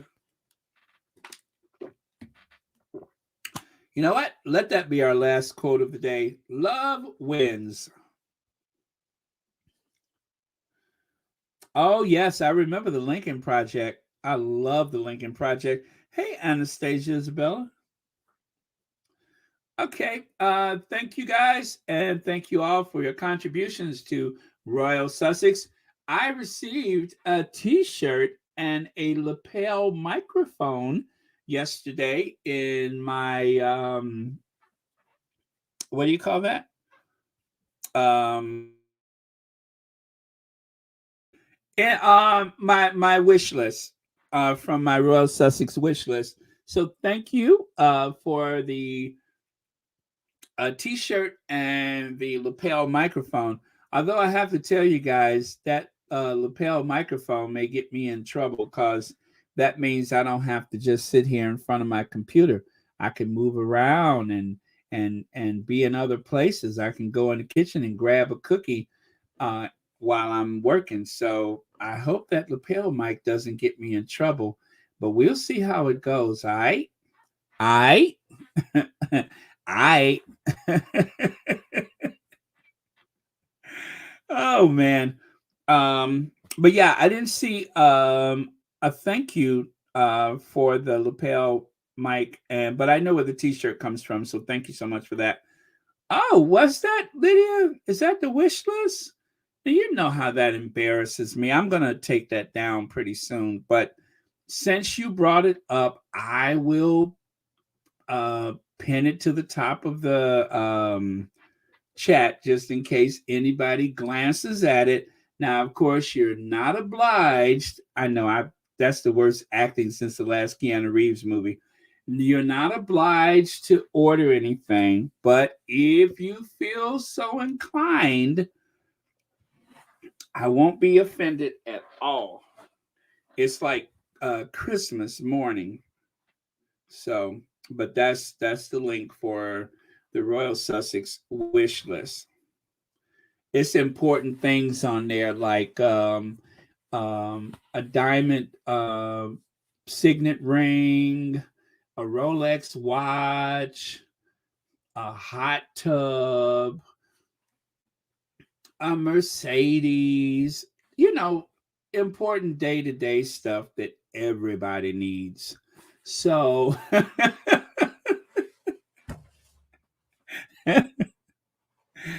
just little small trinkets, nothing so important. An 80-inch television, just, you know, non essential stuff. Waterford crystal, Wedgwood china, nothing so interesting, I could assure you. But just a few little things like that. So, again, nobody is obliged to even take a look at it. But if you get bored later and you decide you ain't got nothing else to do, or if you're tired of hearing me use this voice. Oh, thank you, Sharon Jones. Thank you so much. But yeah, just little stuff like that. Um, a gold bullion. I always wondered what it was like to have one of those. Yeah, just nothing so important. But I think the sectional, I think that custom made sectional is probably going too far.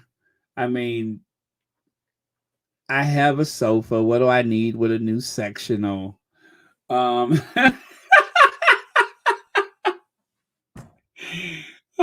man. And you know what? The Mercedes is too much. Make it a BMW.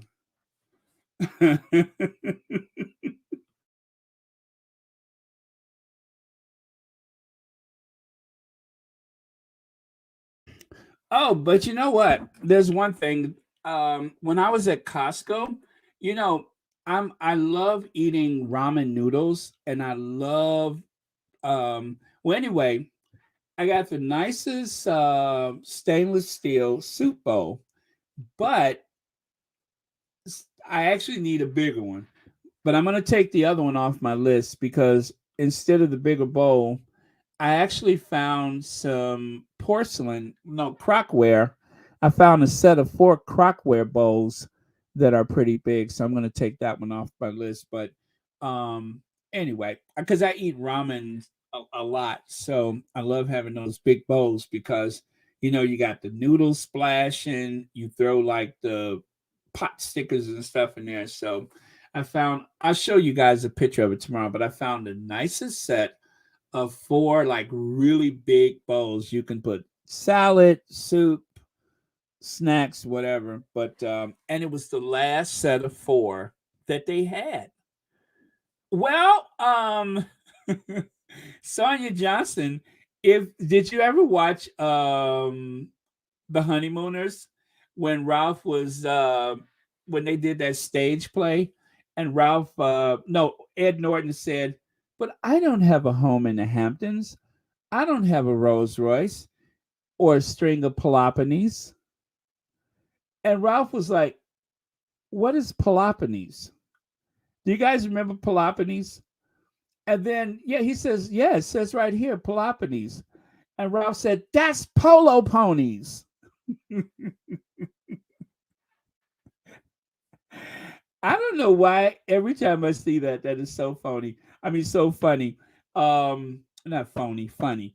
Ralph says, I mean, Norton says Peloponnese, but it was actually polo ponies, which sounds like something I would have said. But and so the day of the play, instead of Norton saying it wrong, Ralph was the one who said it wrong. One of the people that saw the play said, "Yeah, the play was really great, Ralph, but can you answer a question for me?" "Yeah, what is it?" "What is a polo pony?" No, he said, "What is a Peloponnese?" Look at that. I can't even tell it right. He said, "What's a Peloponnese?" He said, "Oh, it was supposed to be polo pony." So yeah, I loved all of the 39 episodes of The Honeymooners. I have watched it again and again. Ralph, when he found that money and he was buying all that stuff, and Alice said, "Ralph, you know all this stuff is going to have to go back, right?" She said, "Except for the clothes. You can keep the clothes because I don't think Wiedemeyer's department store know any elephants that need a new wardrobe."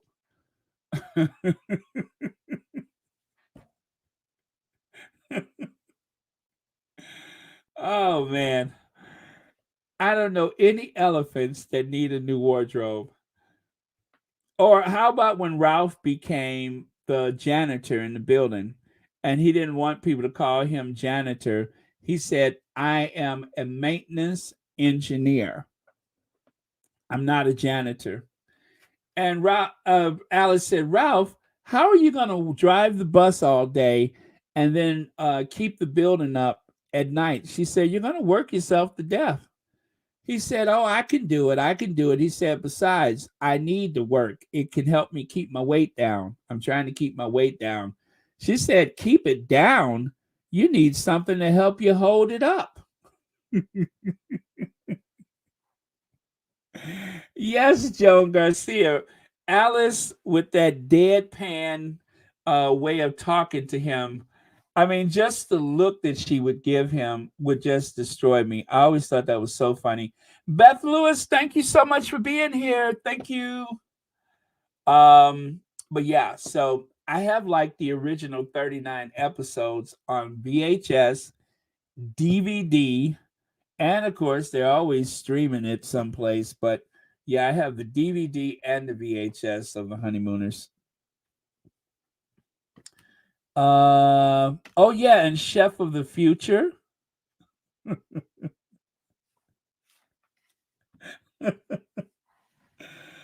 Oh, oh, and when Trixie and Alice had the same dress on, and they were arguing because they didn't want to leave wearing the same dress. And of course, by the time they straighten that out, then you find out that Ralph and Norton have the same sport coat. So yeah, that was a good one. The Honeymooner. Let me see.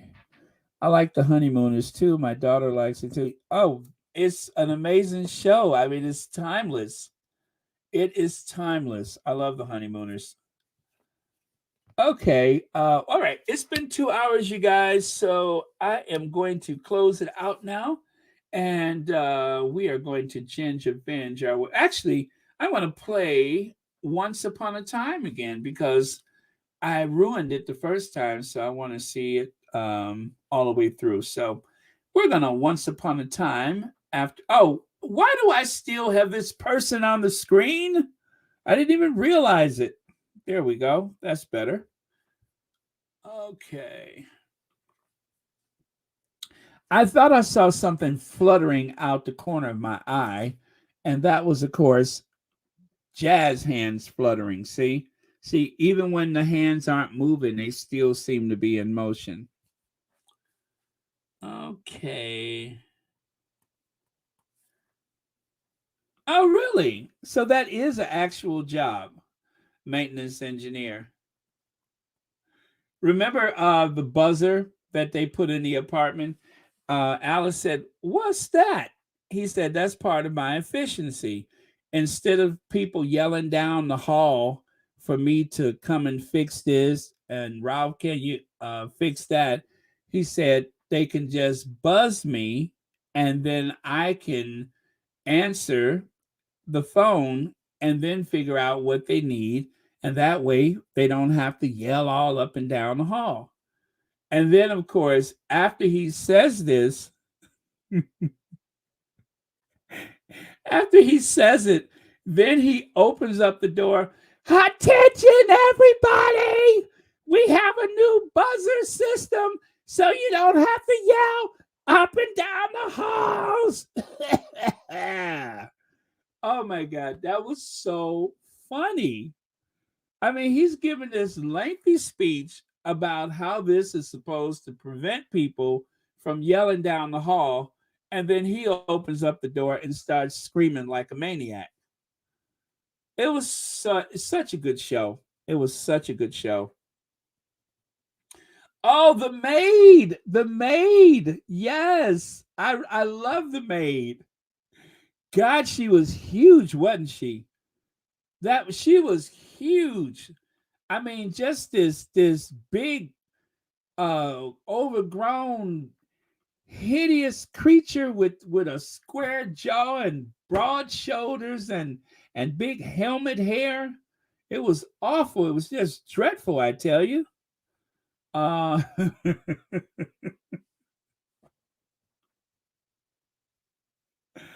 I mean, either she was a maid or she had just escaped from a men's prison.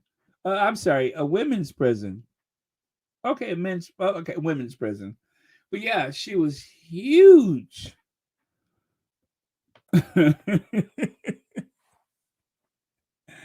Oh yeah, she said, let me see, I don't work on Tuesdays and I don't oh yeah. And she, what was it? She doesn't take out the trash or she doesn't wash windows.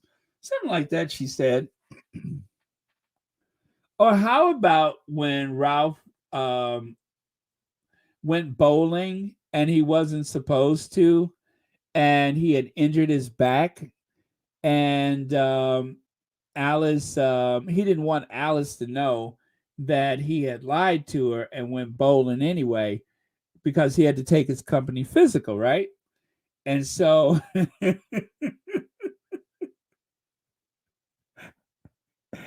um Ralph's favorite, no, it was Alice's favorite uncle came over, and he kept patting Ralph on his back, and his back was killing him. But he couldn't say anything because he didn't want Alice to know. So he's walking around with his shoulders all hunched up, and he couldn't hardly move his head.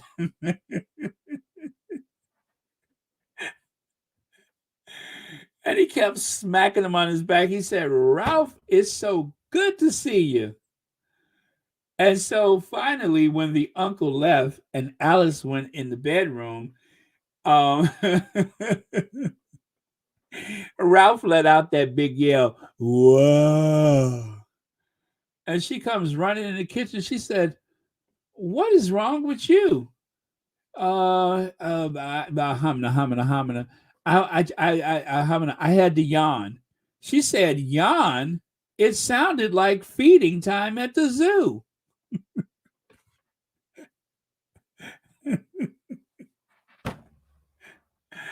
Oh man, why y'all got me sitting up here talking about the honeymooners? Because I can do this all night. But yeah, that was a great one. It sounds like feeding time at the zoo. And oh yeah, what was the other one? When he thought he had inherited that money and it was a bird. That one was pretty funny. Um Gosh, all of them were great though. Oh yeah, when they didn't want the girls to go to the what is it? That was it the what was the name of the lodge? Was it the Moose Lodge or whatever the lodge was? They didn't want the girls to go with them, and so they actually got on the wrong train, and the girls were on the right train, and they call themselves giving them to give the girls the slip. And so Norton had all of these little gag gifts, little pranks and stuff that he wanted to do at the convention, and he put those handcuffs on them. And Ralph said, "No, I don't want to do that." He's like, "Oh no, it's easy. You just put them on, see, and then you go boom, and they come off." And so he's like, "Yeah, okay, okay." So he puts the handcuffs on Ralph, and he's like, "Boom, boom, come on, Norton, boom." Well, I'm trying, Ralph. Let me try it one more time. Boom. He's like, "Come on, Norton, you're not booping right." And then, of course, they had that issue of trying to sleep on those berths in the train with the handcuffs on. And that was the only episode of The Honeymooners where I actually saw a black person. If you remember, the porter on the train was black. That was the only episode of The Honeymooners that I know of that there was a black person, is when they were on that train trip. Other than that, I didn't see one, not a single one. Great show though. Very funny. So, let me see here. Well, I'm glad you guys are enjoying this. There's still 1,000 people in here, just barely, but that was a nice little trip down memory lane. That's what happens when baby boomers get together. They talk about the honeymooners.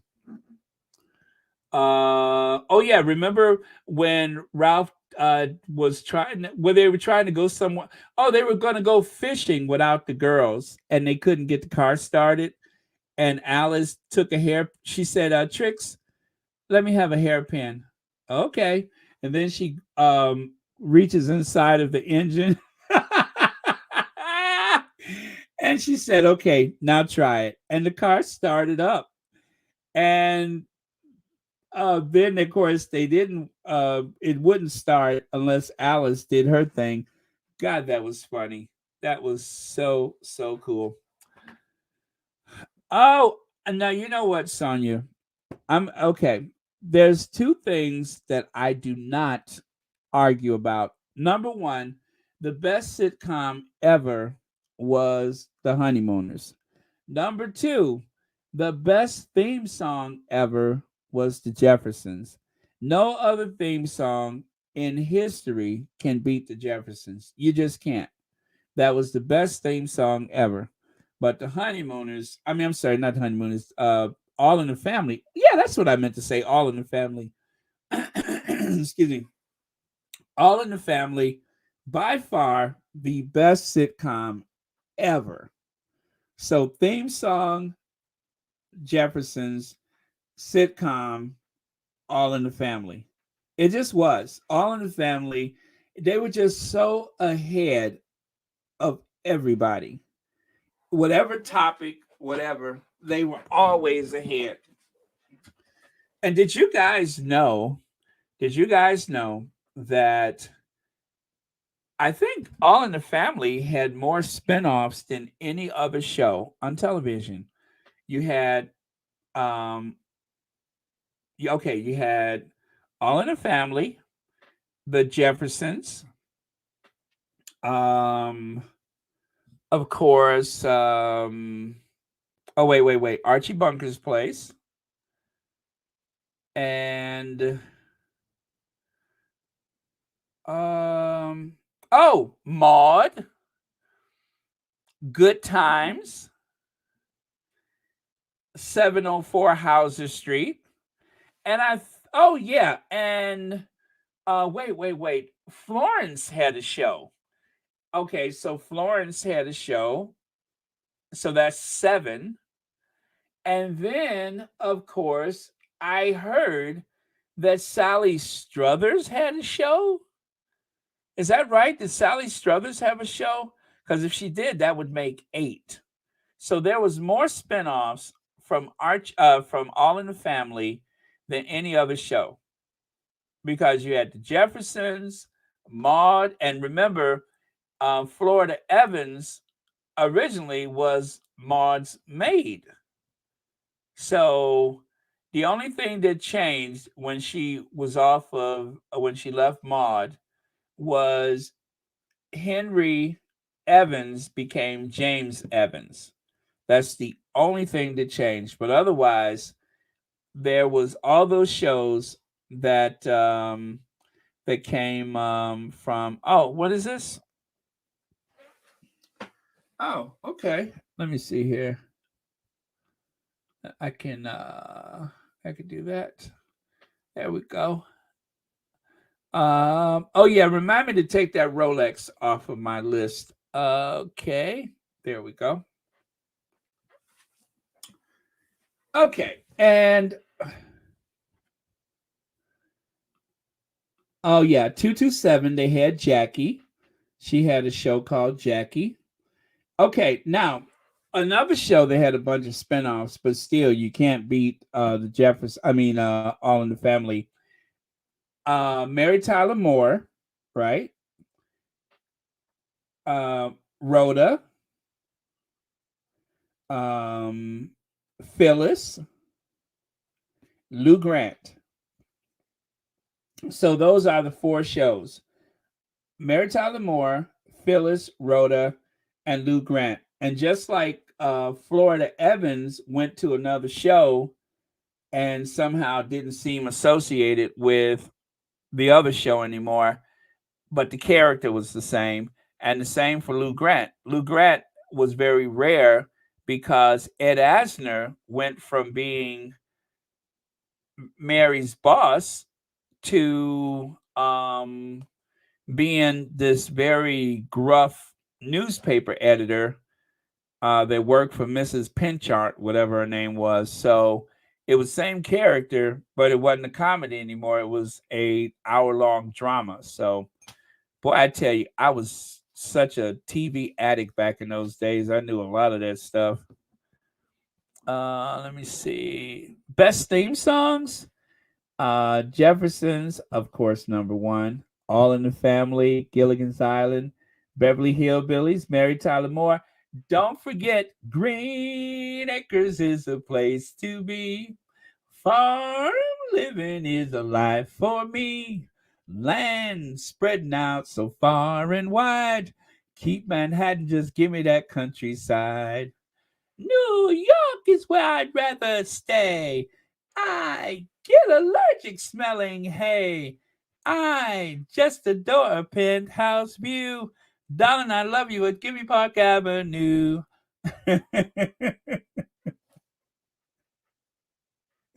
Now, see, I could say something really nasty right now and then throw that picture up. You know, the stores. Anyway, I'm not going to do it. You are my wife. Goodbye, city life.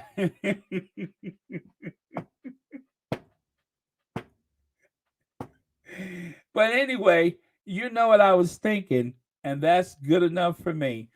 But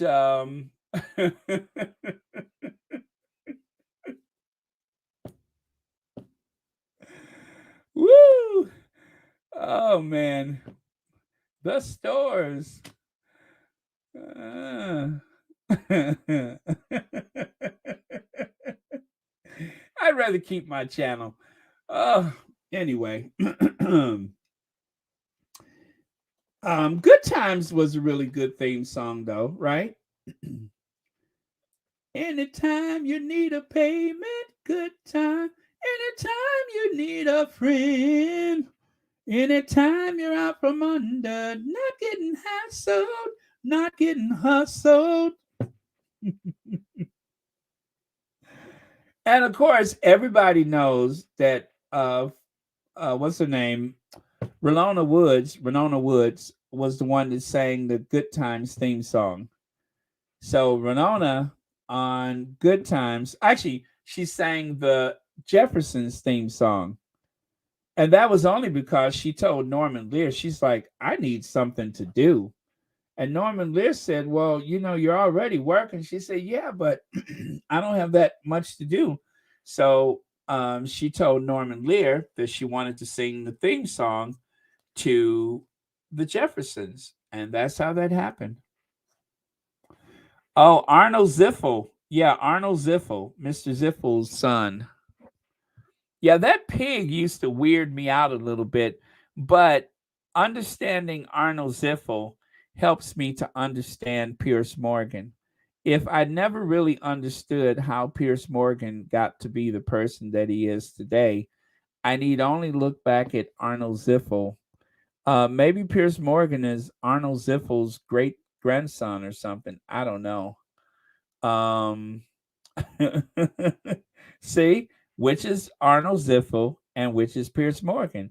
You can't really tell them apart, can you?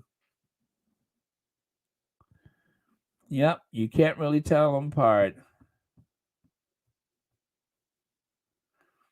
Okay. All right, and let me see here. Oh, oops, I almost did that. Let me see there.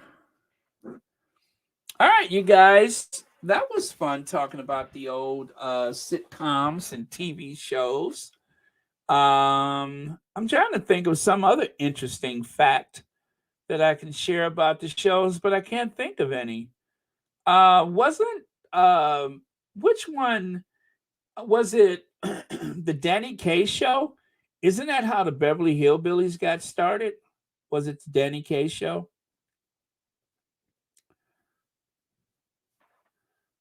Let me see. What is this about the book? Let me see. You know what, you guys, though? I actually like went back and watched every single episode of Green Acres because as a kid, I watched bits and pieces, but I never watched the whole thing. And so I went back and I watched the entire series.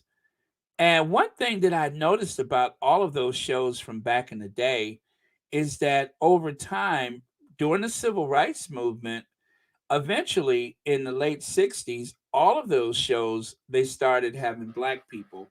And if you guys remember, John Amos, who played James Evans, he actually played the weatherman um, on Mary Tyler Moore.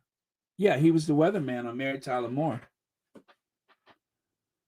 The only thing that I didn't like about that is that when they had that last show, they didn't invite him back. They should have invited him back for the last show. What has been leaked? How would the Guardian know? Why? What has been leaked? Anton Seeley, are they stating a time frame for this? What time frame? It's the Guardian. They won't be lying. Lying about what? I don't understand. What happened? Oh, let me see. My friend Eric Monty wrote Good Times and Jeffersons and sued Norman Lear. Really? I didn't hear about that. Well, I hope he was successful. Yeah, Norman Lear is about 100 years old now. He is a legend. Let me see here. I'm going to look at the Guardian website because I want to know what's going on here. Let me see. Okay, the Guardian. How you spell Guardian? Got it.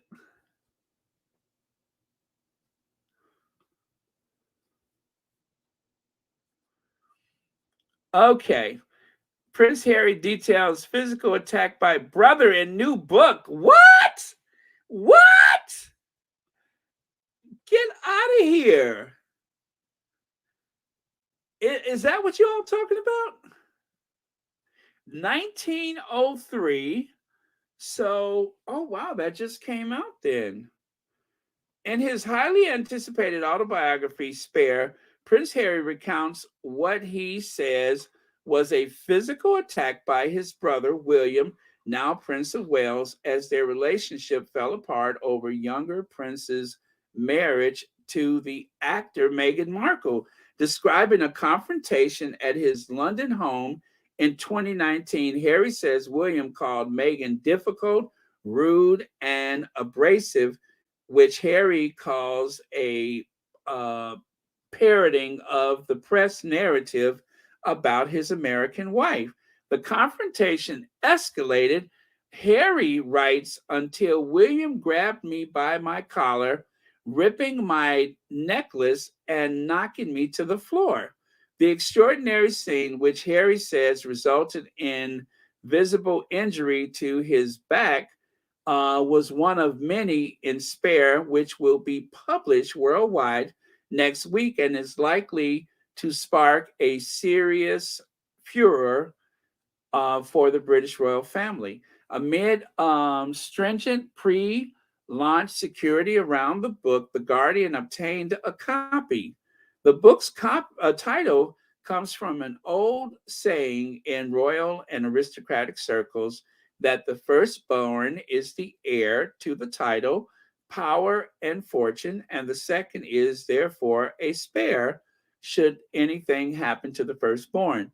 Spare is a remarkable volume in which the altercation between the two princes forms a startling passage.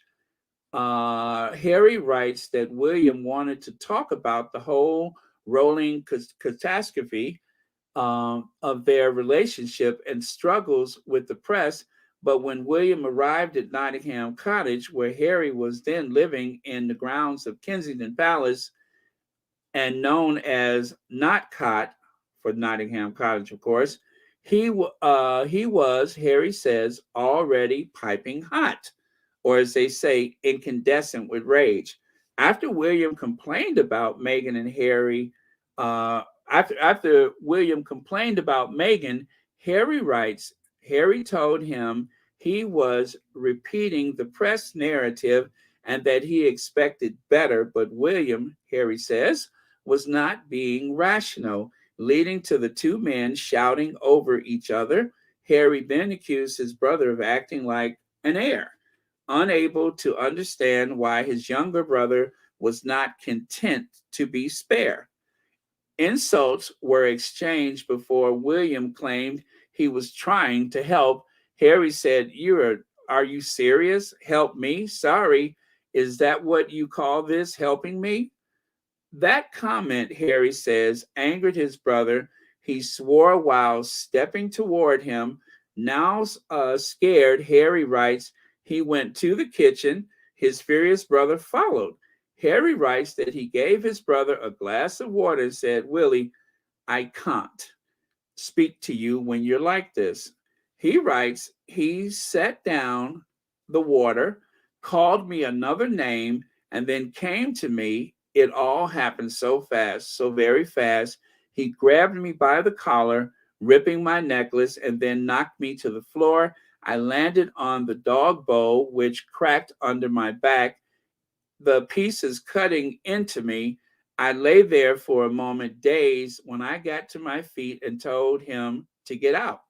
Harry writes that William urged him to hit back, citing fights they had as children. Harry said he refused to do so. William left. Harry says then returned, looking regretful, and apologized. Harry says he then returned and looked. Okay, William left. Harry says then returned, looking regretful, and apologized. When William left again, his brother writes, he turned and called back, you don't need to tell me, you don't need to tell Meg about this. So William, okay, that's what he said. He says, he turned back and said, you don't need to tell Meg about this. So William didn't want Meghan to know about this fight. Wow. Wow, this just got deep, didn't it?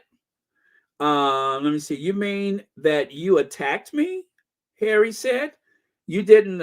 I didn't attack you, Harold. Harry says he didn't immediately tell his wife, but then called his therapist. When Meghan later noticed scrapes and bruises on his back, and he therefore told her of the attack, Harry says she wasn't that surprised and wasn't all that angry. She was terribly sad. Harry's resentment of being the spare is the unifying theme of his book. Though chapters on his book, on his childhood, his schooling, his career as a royal and in the British Army, his relationship with his parents and brother, and his life with Meghan through courtship, wedding, and marriage to their own experience of parenthood. Early on, Harry recounts the story of how his father, now King Charles, supposedly said to his wife, Princess Diana, on the day of Harry's birth, "Wonderful. Now you've given me an heir and a spare. My work is done." Wow. Whether describing his memories and love for Diana, who was killed in a car crash in Paris in August 1997, or his similar love for his grandmother, Queen Elizabeth II, who died last year, Harry is unsparingly in his recounting of intensely private scenes and conversations. Harry met Meghan in 2016. They married at Windsor Castle in 2018. As Duke and Duchess of Sussex, they began life as working royals, but quickly drifted apart from the family and eventually embarked on a largely separate existence, moving to Canada and then California. The acrimonious split from the royal family has been the subject of endless press coverage. Some of it steered themselves, including via a famous interview with Oprah Winfrey in 2021 that caused huge controversy on both sides of the Atlantic and around the world. Subjects from that interview and a recently released Netflix documentary, including a miscarriage suffered by Meghan and her thoughts of suicide and suggestions of racism within the royal circle, are covered extensively in Harry's book. The book has been trailed and 2 interviews with Harry are due to be broadcast in the UK and US this weekend, with ITV News at 10 and CBS 60 Minutes. Both interviews are eagerly awaited. Trailers and teasers reported on the news as speculation about Harry has chosen to say in his what Harry has chosen to say in his book continues. In a clip from the ITV interview, Harry said, "I would like to get my father back, and I would like to have my brother back." Oh, wow! This is just shocking, isn't it? Oh yeah. 2 wicked tampons used and abused an innocent Diana. Oh my gosh, his job is done, and he is now has an heir and a spare. Help, Father God. Yep. Whoo! I tell you guys, that's let me see here. Given the details recounted in his book that might not seem immediately likely, indeed one of Harry's most pertinent revelations of private conversations between the senior royals come from the very front of his book. Harry recounts an anguished meeting with Charles and William after the Windsor Castle funeral of Prince Philip, the Queen's husband, in April 2021. Charles, he says, stood between his warring sons, looking up at our flushed faces, Please, boys. Okay, that's Charles. I'll do Charles's voice. Please, boys. Harry quotes his father saying, "Don't make my final years a misery." Camilla, I said to the boys, please don't make my final years a misery. Yeah. So let me see. Yeah, that was it. That's the end of the article. That's in The Guardian. I can put the link if you guys like.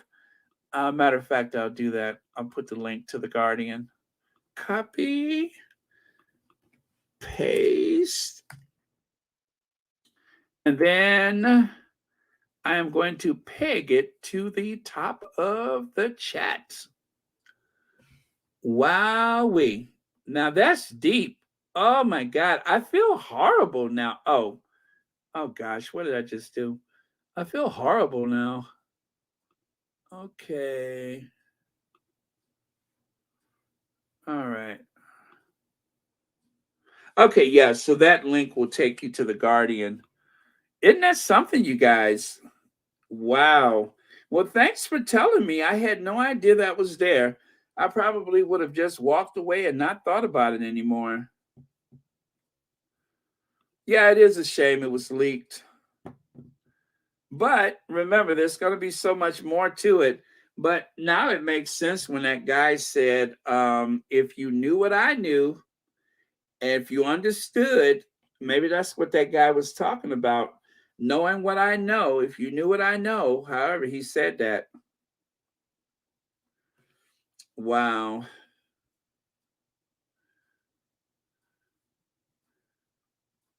Yeah, unfortunate. Yes, Anastasia, I'm still here. We found out that there was a leak from the book.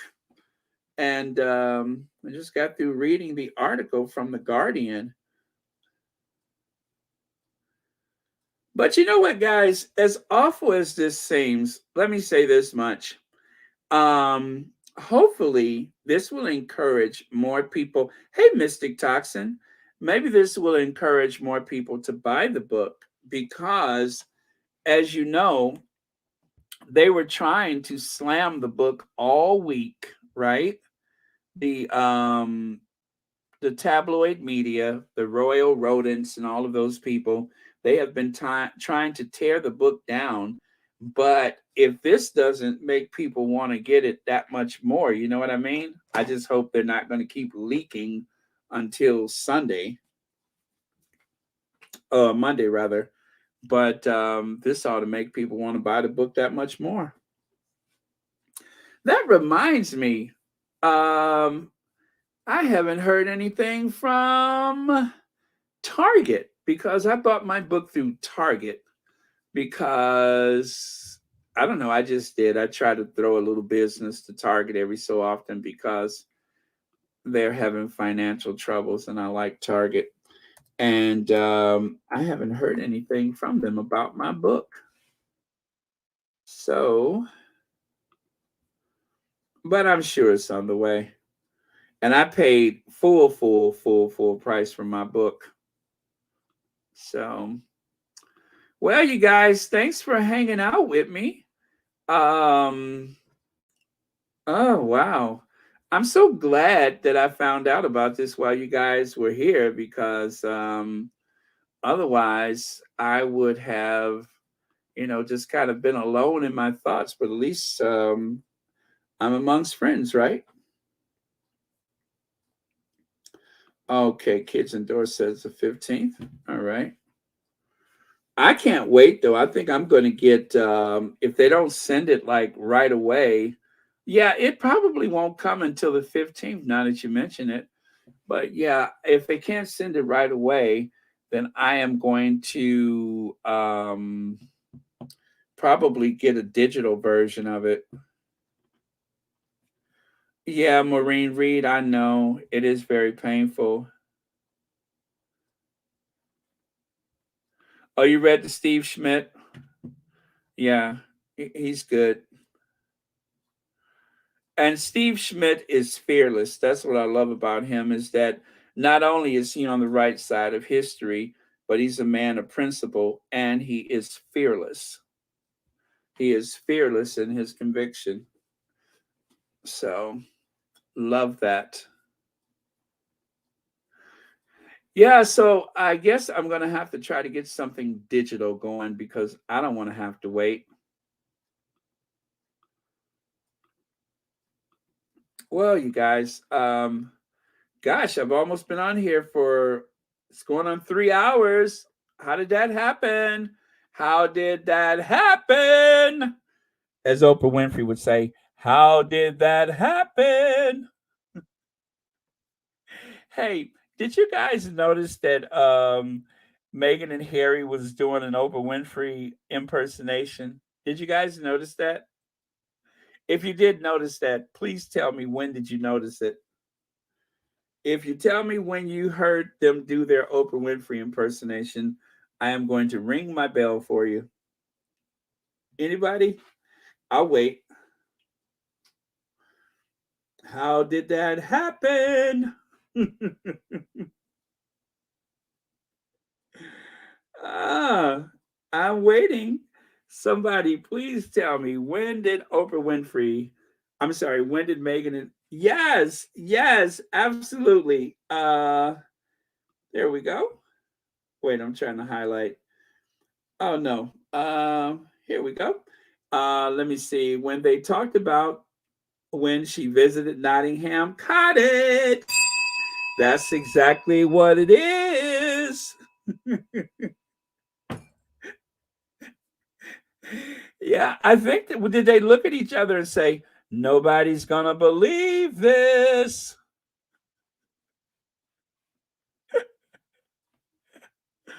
Oh my God, that was so cute. That was so cute. Cute. Yeah, Meghan and Harry said that Oprah said, "This is your house? This is Kensington Palace? Nobody's gonna believe this." Or did she say, "No one would ever believe this"? Oh man. Okay. I think somebody else was on to it. Yes, Delphine, you're right. And the good thing is, even if you weren't first to say it, by the time, with the minute delay that we're on, by the time it shows up, I mean, you probably had it already, right? So yeah, so that's two of you that got it.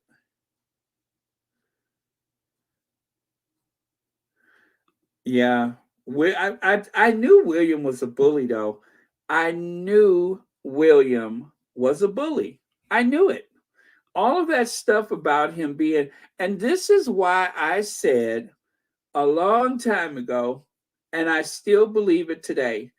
If somebody said to Harry, what color do you think the baby is going to be? And how will that look for the family? I would think that Philip wouldn't give a rat's behind.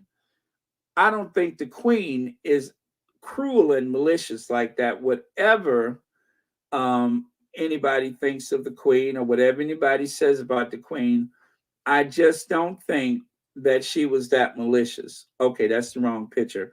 I just don't think, okay, that's better. I just don't think that she was that cruel and malicious.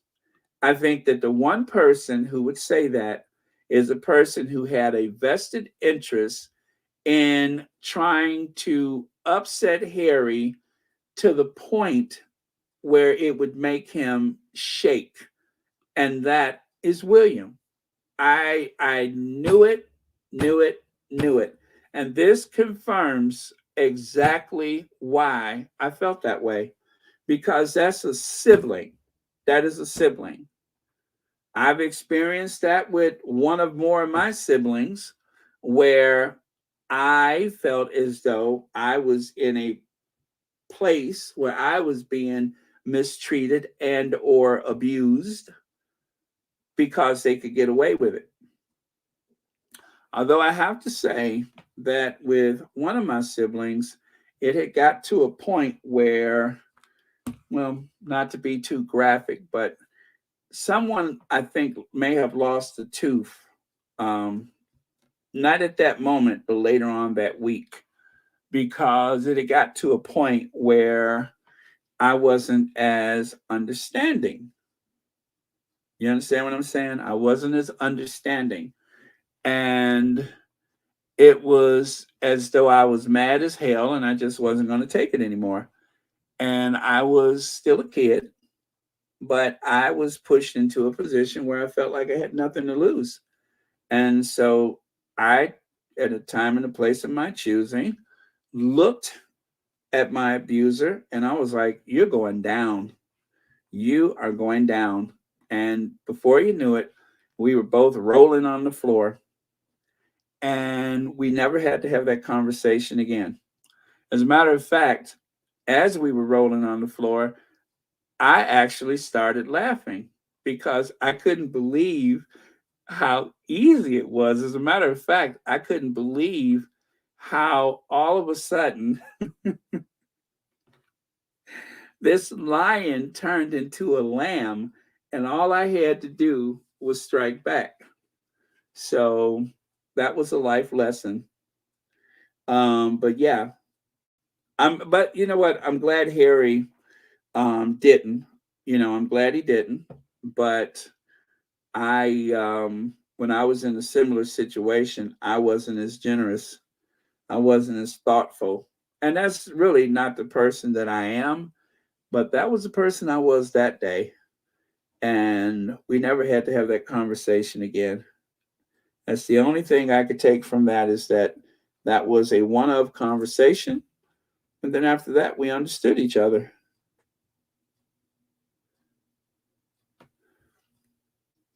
Let me see here. Let me see. They either got an electronic copy by malicious act or someone gave a copy to them. It won't hurt the pre-sale. People that didn't want to buy it would have borrowed it from their other friends anyway. Yeah, Lex, I don't think it hurts. As a matter of fact, I think it actually helps. And it makes me wonder too if someone at the publishing company may have accidentally have done that on purpose. Wink, wink. It really does make me wonder. I'm not. I will never accept that. Anyone higher up had anything to do with it, but maybe someone in the promotions or the sales department at said publishing company, maybe that's the reason why that happened. But it could have been done accidentally on purpose because they have been really going after the book and trying to um, play this anticipation game. And so maybe someone in a position that knew exactly when and where to do this decided that that's what needed to be done. Mad World, it just makes sense. Only a sibling could be that cruel. I've had an issue with one sibling in particular, and I know how cruel siblings can be. And the odd thing is, this is what's so twisted about that is that, and I always tell people this when they say that they don't get along with their sibling or their sibling hates them or I said, you know what?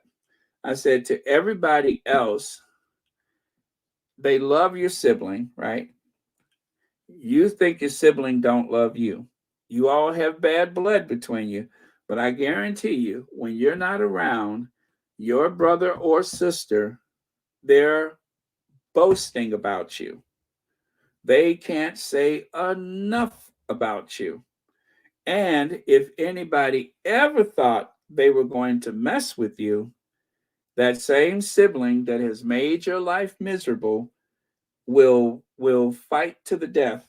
Now, I'm not saying William would do that. Obviously, William seems like he's a psychopath. But in most cases, when you think your sibling really has an end for you, they probably do.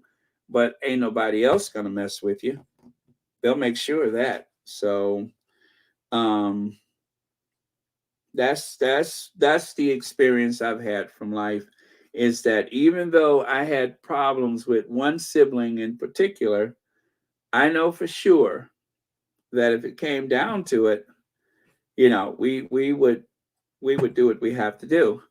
But when it came to one-on-one, just the two of us, there was no, great connection there. So life can be funny with siblings. But William seems like a particular case. And I would say the reason why he is so,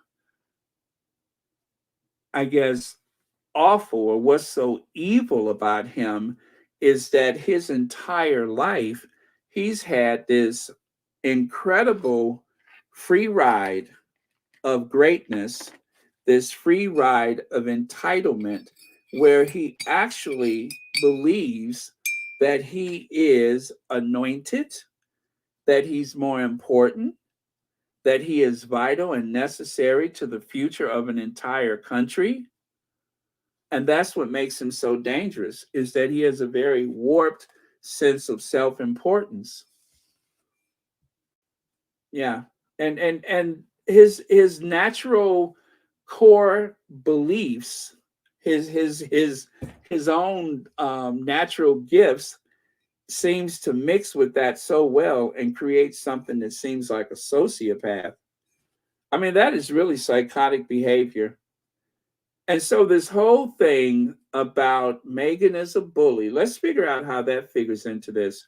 Meghan is a bully because that would explain why I just attacked my brother, allegedly.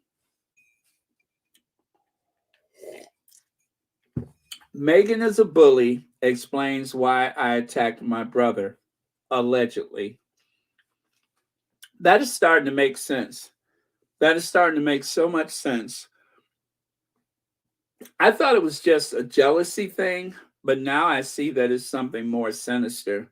Now it seems as though it can be explained by William's contempt for that American woman, or however he called her. Now it can be explained like that. But there is something very twisted about the entire thing, and that William would launch into this attack. I mean, how childish is that? How come you won't fight me back? Huh? How come you won't fight back? And this is something, do you guys remember when Harry had that scar? Remember when he was he a toddler and he had that scar on the bridge of his nose? Do you guys remember that? I wonder, when did this really start? But I tell you what, there are going to be people. All right. Yeah, that movie with Patty McCormick, The Bad Seed. There are going to be more people scrutinizing and examining those childhood images, or as Harry say, I thought you were going to look out for me, but you ended up ignoring me. So much of this makes sense now. So much of this makes sense. Uh-oh, I'm afraid to look. Okay, Crystal Scott. Should I be afraid to look?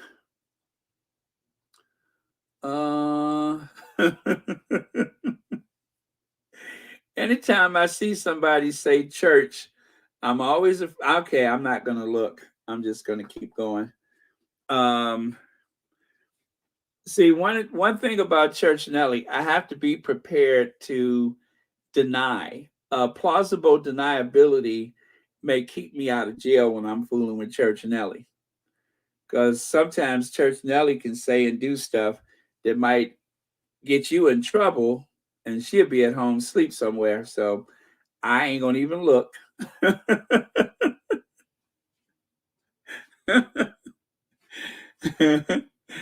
I'm not even gonna look. I am just gonna keep moving. me see here. Oh, Darlene Anderson, thank you so much. Yeah, sometimes when I think I'm done, it always takes an unexpected, well, sometimes it takes an unexpected turn. Just never know. Let me see here. Shelly L says, the moment I knew when Harry was a little spoiled, I'm sorry, the minute I knew William was a little spoiled, that thing you just said was when walked up to Diana when he was little and hit her. I saw that and then turned around and stood there with his hands on his hips and I told my son, don't try. And didn't he just like walk in the room and punch her in the gut, or tried to anyway? Oh, that person. I remember seeing that video, and it makes me wonder about that scar that Harry had on the bridge of his nose. But it's just something told me that only a sibling could be as. Who else would say to Harry something about the baby's skin color, but someone who wanted to upset him, to shake him to his core? And that's why Harry was so bothered by it. And he mentioned it to Meghan, because it was so upsetting. And so he told his partner, you're supposed to tell your wife these things. He was so upset by William allegedly saying to him, what color do you think the baby is going to be? And how will that look for the family? Who else would say something? I don't even think Philip would care. Okay? I don't think as crude as, because see, there's no humor in that. There's not even dark humor. It's just hostility. If it was Philip, he would have tried to make a joke out of it, but that wasn't a joke. That was in your face, and it was designed to inflict hurt, especially when your wife is of African descent, marrying into this epitome of whiteness, the royal family, the epitome of white supremacy. For some people, that's the epitome of white supremacy. And so already that you're supposed to step up your game and be more welcoming, so you can make sure that you're not creating a hostile situation or that no one's feelings are hurt, right? But instead, the person who said this to Harry wanted to do the opposite, to make his wife feel unwelcome, to make him afraid for her well-being, I believe, or the well-being of his unborn child.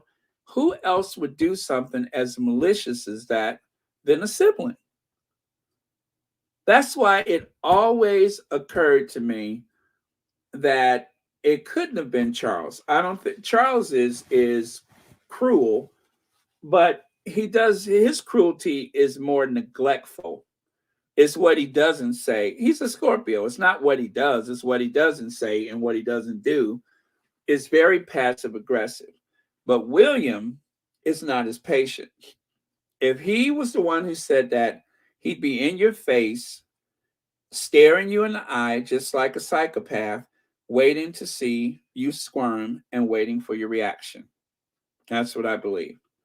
Thank you, Shelley. TCC Son said, if true, Harry could not defend himself because Willie would have leaked the fight and Harry would have been the bad guy due to his military training.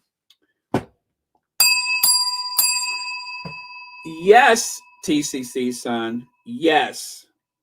That makes so much sense. Is that it was like a setup. it was a setup. I'm pretty sure that in that psychopathic mind that he had somehow figured out, this is how I can use this to my advantage, or at least after the hostility began, allegedly, this is how I can use that to my advantage, is I can blame it on his military training. Oh, TCC, son, that is brilliant.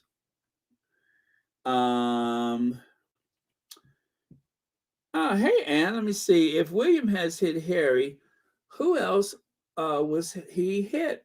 Has he hit? Those incandescent with rage articles make sense. I said something was up after Louis put his hand on his mother's mouth. Oh, you mean that in trying to pistol whip her with a plastic toy gun? All of this makes sense. Very sad. Yeah, yeah. If that is true, that type of behavior toward his mother may have been something that was learned. Maybe that was something that was taught to him by example, allegedly, possibly, who knowingly. That makes a lot of sense. Thank you for your comment. Daily Mail's has finally, yeah, Daily Mail just popped up with the article about the fight. Yep, I just saw that pop up on my screen. Harry says William attacked him after calling Meghan difficult. Harry has claimed his brother grabbed him by his collar and threw him to the floor during a heated argument over his wife, Meghan. It's in an extraordinary excerpt from the up-and-coming autobiography Spare. Harry recalls what he described as a physical attack by his sibling, now the Prince of Wales, which he claimed left him with visible injuries. Okay. So Guardian fail. It is going to be all over the news. That will be the talk of the town on all the morning shows. Wow. Let me see. Oh, that was for someone else.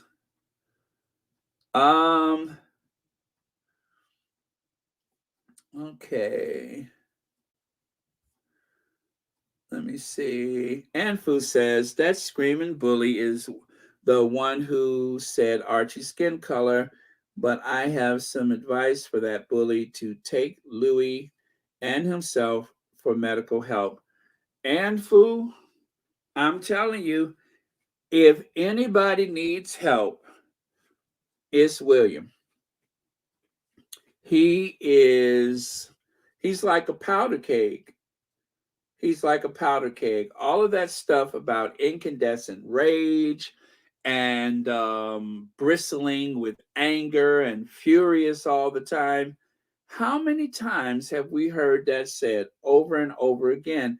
And you know what? Maybe just like with Penny Natchbull, maybe the press was trying to tell us something. Maybe they were trying to say something.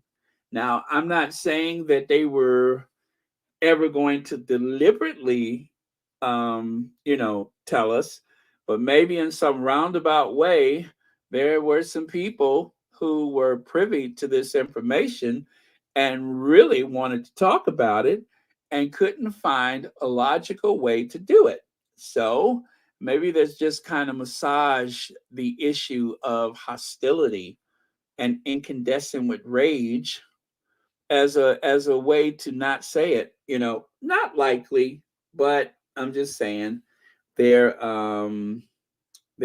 something to that. Could the Guardian be sued for this? I am actually curious if legal action is possible. Why would you put yourself through it? I can't imagine a cease and desist, but they've already put it out there. Well, if they do a cease and desist, and even better, if they get an apology from the Guardian, maybe that would prevent them from leaking even more. And also, perhaps that would help protect them from someone else leaking even further bits and pieces of the book. Although, like I said, this may have been accidentally leaked on purpose. It doesn't necessarily mean that it didn't come from someone who thought that there could be an advantage. Now, obviously, when I say someone, I'm not speaking of Harry. I'm speaking of someone within the publishing company. And worse still, what if this was something that had been planned by someone within that organization? Um, in the event that the book was being viciously attacked before it was released, who knows? This may be somebody's plan B of how to ensure that the book is successful. I like to keep an open mind. I love conspiracies, not that I believe them, but it's always interesting to me to see how they weave these things together to create a narrative. And so I'm just saying it's not beyond the realm of possibility that someone within publishing may have thought that this was the perfect time to do that. Otherwise, you know, and then two, look at it like this: it wasn't leaked to the mainstream press; it was leaked to the Guardian. However, it was done. So let me see. If I was going to do something like that, I would definitely want it to look like something very ground roots development, something that happened organically rather than deliberate. So instead of giving it to a major network, give it to the Guardian. But I'm just speculating. I mean, I don't know that to be true. It may have just been a matter of theft. You never know how they got it, but they do have it, and it's almost too big to sit on top of. So, um, but you know what? Good thing, good thing that they got those kids out of there. It's a great thing that they got those children out of there, because having those children raised in that environment where this behavior may possibly have been encouraged by someone, and I'm not even thinking Charles, but someone may have been encouraging this behavior. Could have even been Philip. You never know. Philip with his man's man credo. You never know how this started. Either that, or there was just an opportunity where they could have put William's behavior in check, and they just kept pushing it down the road to the next person and the next person. I don't know. I don't know. Diana didn't seem to be as passive with William as Charles appeared to be.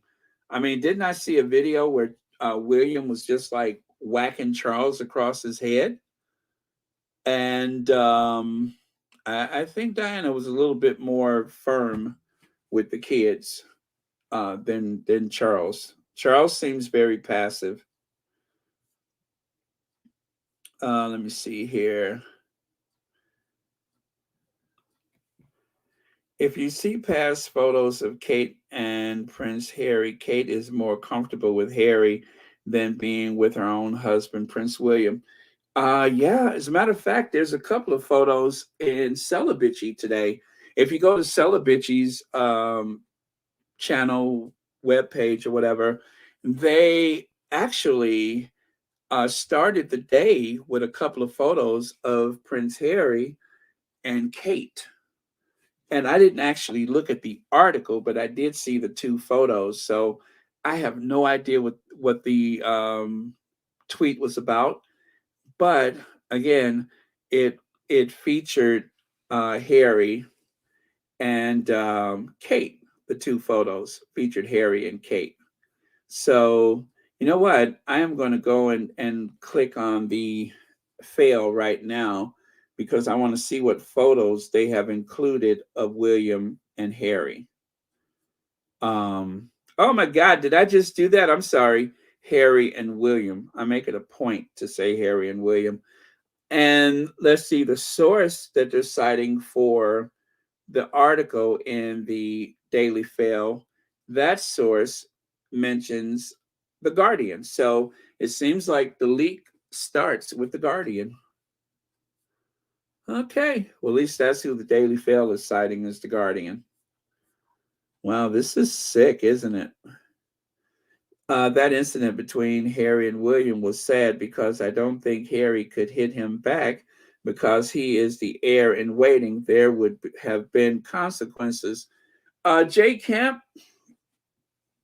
that may very well be true, but I think with the therapy that Harry was going through, and Harry wanted to put things right with the family.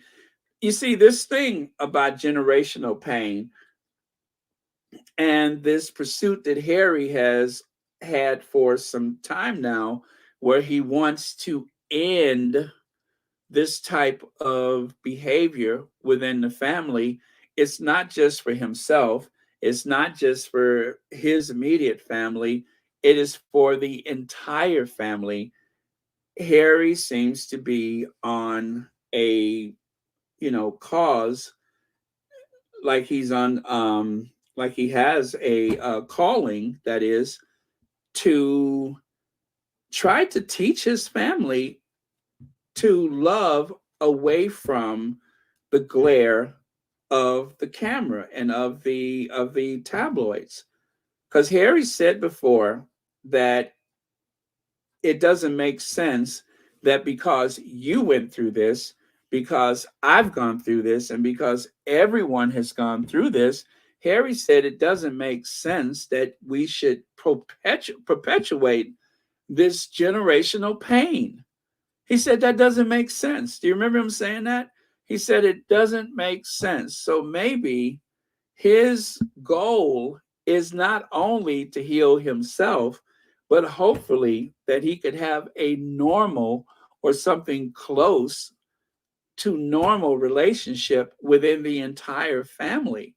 It doesn't have to necessarily be healing myself or protecting my children. Maybe he wants to protect the entire family. Because as he said on Oprah, which I thought was incredibly generous, he said that they're trapped. They're all trapped. Because Oprah said, well, what if you don't want to go? What if it's something you don't want to do? And Harry said, well, you don't have an option. He said, the car is outside, your clothes are delivered or laid out or whatever, and you just go. And so that is part of that conditioning.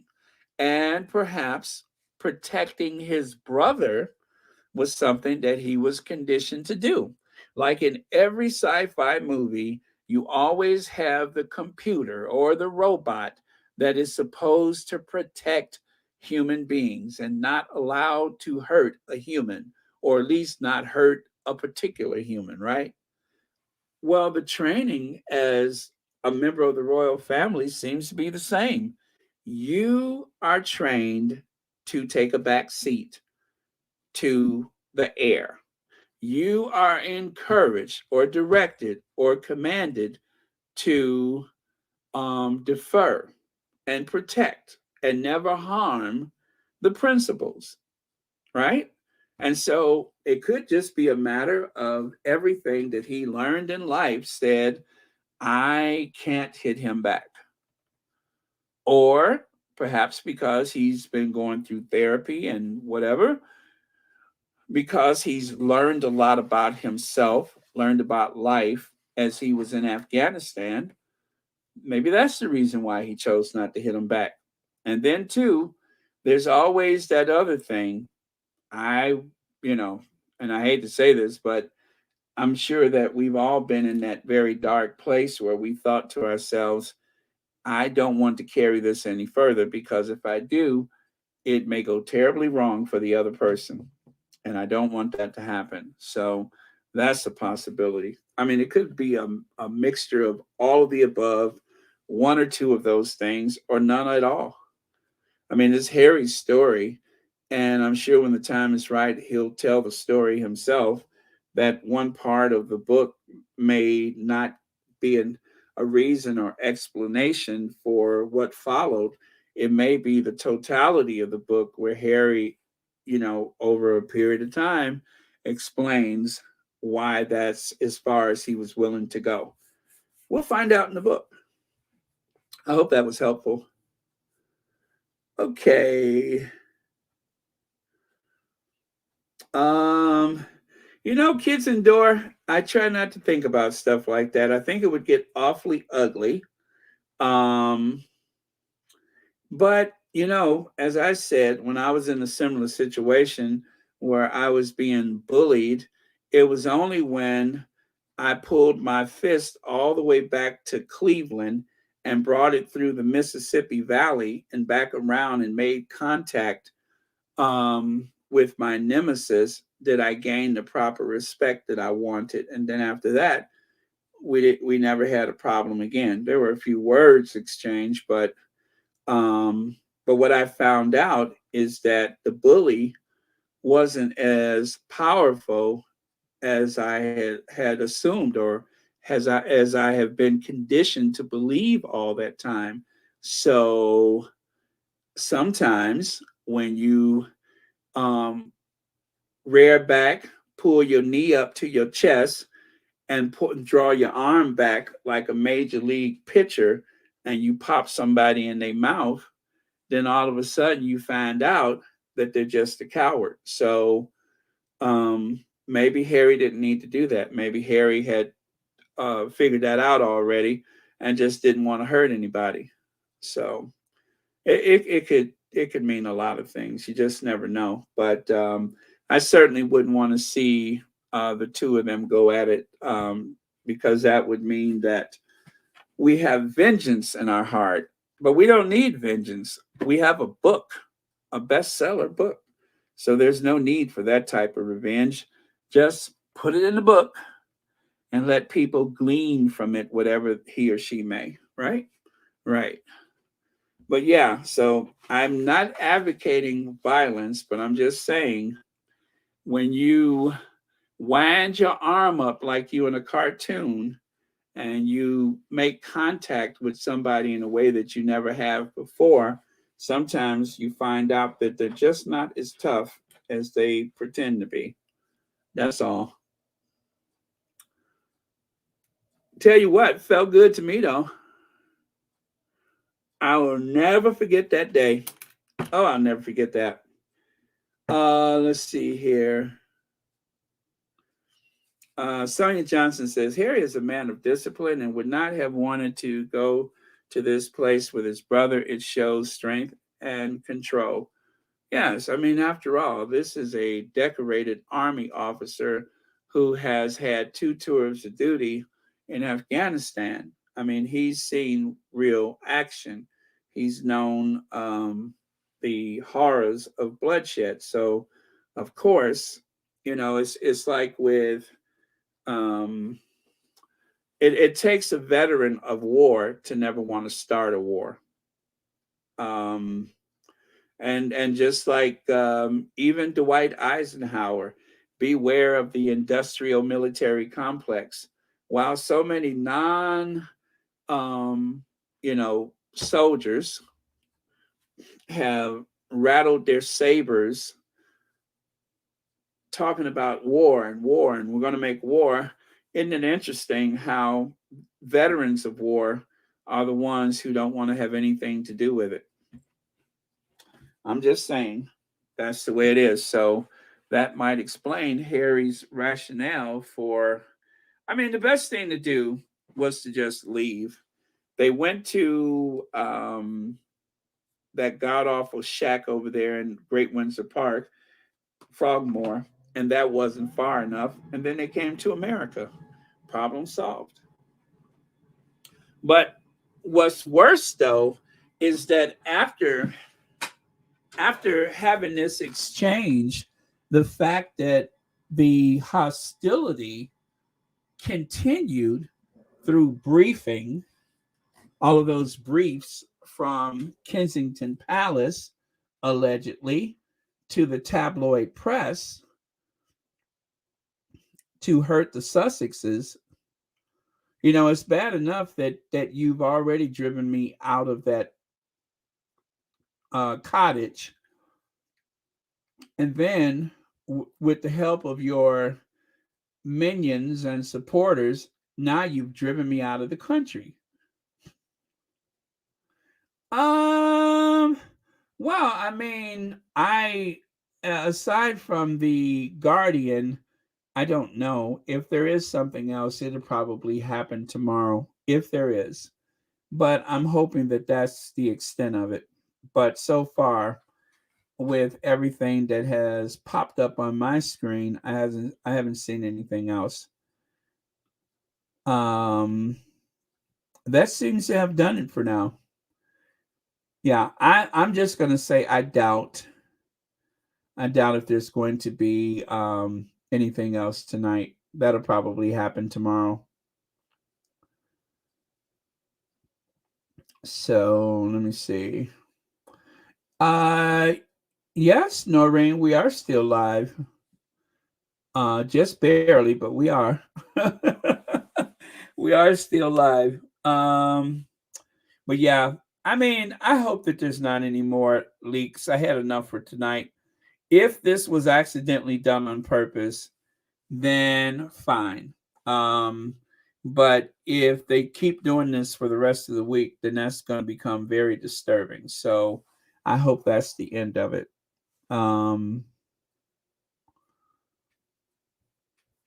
Yeah, I hope that's the end of it.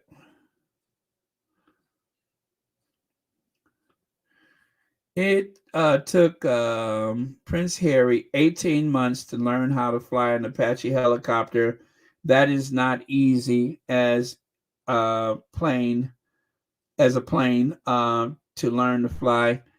Prince Harry is a lot smarter than they have given him credit for. Beverly McCaskill, he's absolutely brilliant.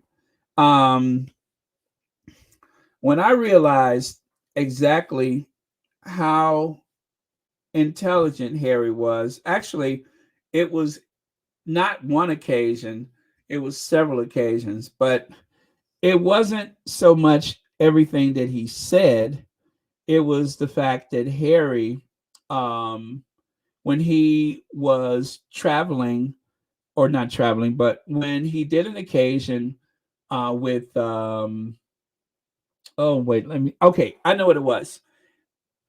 That, oh gosh, what is her name? Melanie Hobson, when she had that forum for the Obama Foundation, and Harry was invited to join her, and they brought these two young people on the stage to speak about their experience. Harry spoke, but it wasn't so much what he said, although that was very good too. But then he didn't say anything. He let the focus remain on the two young people. He knew exactly when to step back and listen. And he even said that, as he speaks many times about having been born to a life of privilege, but he knew when to step back and to take himself out of it and let the young people talk about their experiences. He was there to listen and to learn. And he was also very patient to be there and listen and learn. And part of intelligence is the amount of patience that you have, which is very different from his brother, the smile and the wave guy, right? Harry is there to learn. And then the other time when I felt Harry was exceptional as a human being was when he did the Me You Can't See. And that by itself says a lot.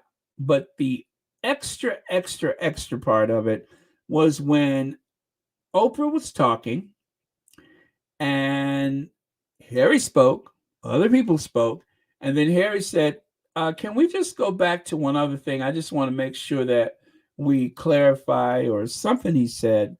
And I'm just like, Harry is right here, you know, talking to Oprah about self-help, improvement, mental care and self-care and such. And I'm just like, he was so comfortable and so sure of himself, although incredibly respectful to Oprah. He didn't try to overtalk or anything like that, but it was just the way he carried himself in that conversation. It wasn't little Prince Harry, the fairy tale. It was Prince Harry, the man, very knowledgeable man, a man who has learned, has studied, has experienced all of these things. And he just, I look at him, I still see a kid, but I listen to him, and this is a grown man. This is a man of experience that is talking. And so it's been a few occasions where I've just, have the corners of my mouth turned down, shake my head with pride. I'm just proud of him, because watching him grow up, I feel like I'm responsible for him. I think a lot of us of a certain age feel that way, which is why it's so amazing to me that you have these MAGA women in the US that have so much contempt for him, that you have so many of these Brexiteer women in the UK, these Tory women. You would think there would be some maternal instinct of having watched him grow up, that you would want to be more protective and understanding. But instead, there's all this hostility and name calling, or worse, and that you would say the things that you say about his wife. You're saying it to him, you're talking about his wife, you're saying it to his wife. It just amazes me that these are people's mothers and grandmothers and even great grandmothers that have this nasty, persistent hostility against this kid that the whole world adopted back in 1997.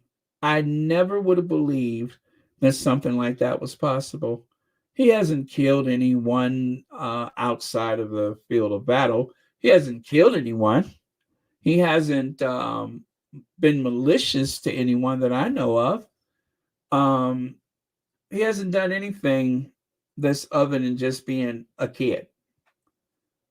And then he grew up.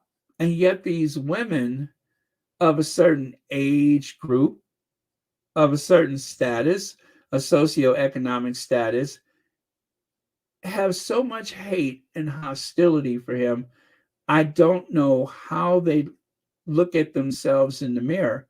Like when people say those things in the comments section, and I go and look through social media and try to learn about these people, I am so amazed at the things that are important to them. I pull at the thread and I find that there's a monster on the other side of it that looks like anybody's sweet grandmother. It could be Aunt B from the Andy Griffith Show, but instead, it is something that I would compare to a devil, a Satan, a monster. That is so hard to accept, but it's what I find on the other end of some of those nasty comments is a monster disguised as someone's grandma. Shelly L says, I remember the day I found out that my brother beat up my mom. I was stationed in Alaska at the time. If I were in the lower 48, I would have been in prison right now. We don't speak to this day. Wow. First of all, thank you for sharing that, but I totally get where you're coming from with that. I totally get it. Um, and yeah, it when you're pushed to that point, or you find yourself having that kind of anger, it's always better to isolate yourself if possible, because if you find out something like that and you're like within hand's reach, it can get ugly, very, very ugly. I understand, Shelly L. And I tell you, I was shocked to find myself in that position, but then at a certain point, I'm just like, I'm too old to take this, you know. And even worse, if somebody messing with your mama, I mean, you can't help but see red. You couldn't help it. So, and who knows, maybe you wouldn't have to get locked up behind. It depends on the circumstances. But thank you so much for sharing that. Let me see. Oh, Shelly L, I'm sorry, you had another one here. I was a Black Hawk crew chief in the Army. Their helicopters were very complicated to fly. Harry is awesome. I would have loved to be his uh, crew chief. Okay, CC crew chief. Oh, very cool. Wow. So you were like up close and everything to those technologically advanced machines. Well, I have a newfound respect for you, Black Hawk crew chief. That is very impressive, Shelly. Again, thank you for sharing that. I really do appreciate that. Let me see. Andrea Allen says, I especially like the accolades General Colin Powell gave Harry. General Powell's words spoke volume about Harry's intelligence, strength, and character. Amen. Yes, yes, Colin L. Powell. It was. And you know, every time I hear that, I get goosebumps. I literally get goosebumps. It's something goes through me when I hear him compliment Harry. Something goes right through me. I can't explain it, but I feel pride. I feel joy. I feel all of those things. Like I say, Harry is part of the family. If you're a certain age, he's just part of the family. Diana, you know, and I always tell this to people, and I've said this so many times on Royal Sussex. For you non-Americans, if you are for for British people, I know that you know outside of America, you know that there was a love and appreciation, admiration for Princess Diana. But Mo Shannon has told me so many times how she heard her grandmother screaming, and she thought someone had broken the house. She thought something horrible had happened to her, or and when she came running to see what happened, her grandmother started yelling that Princess Diana is dead.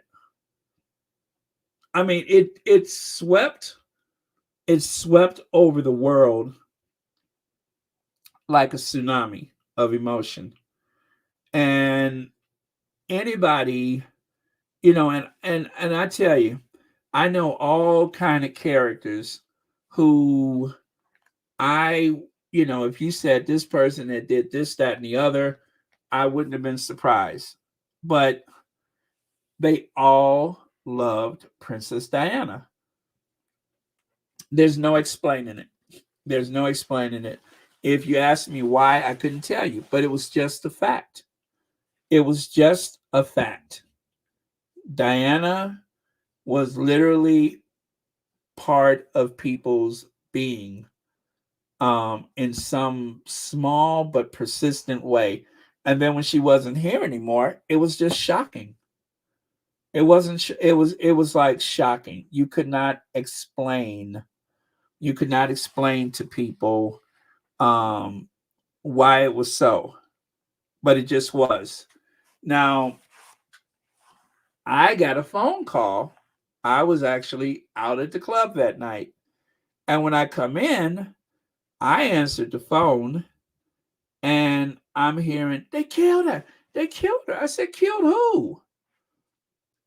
Princess Diana. She's dead. She's dead. And instantly there was like the disbelief. I'm like, how is that possible? You know, but it was possible. It happened. And that was my experience. That's how I heard.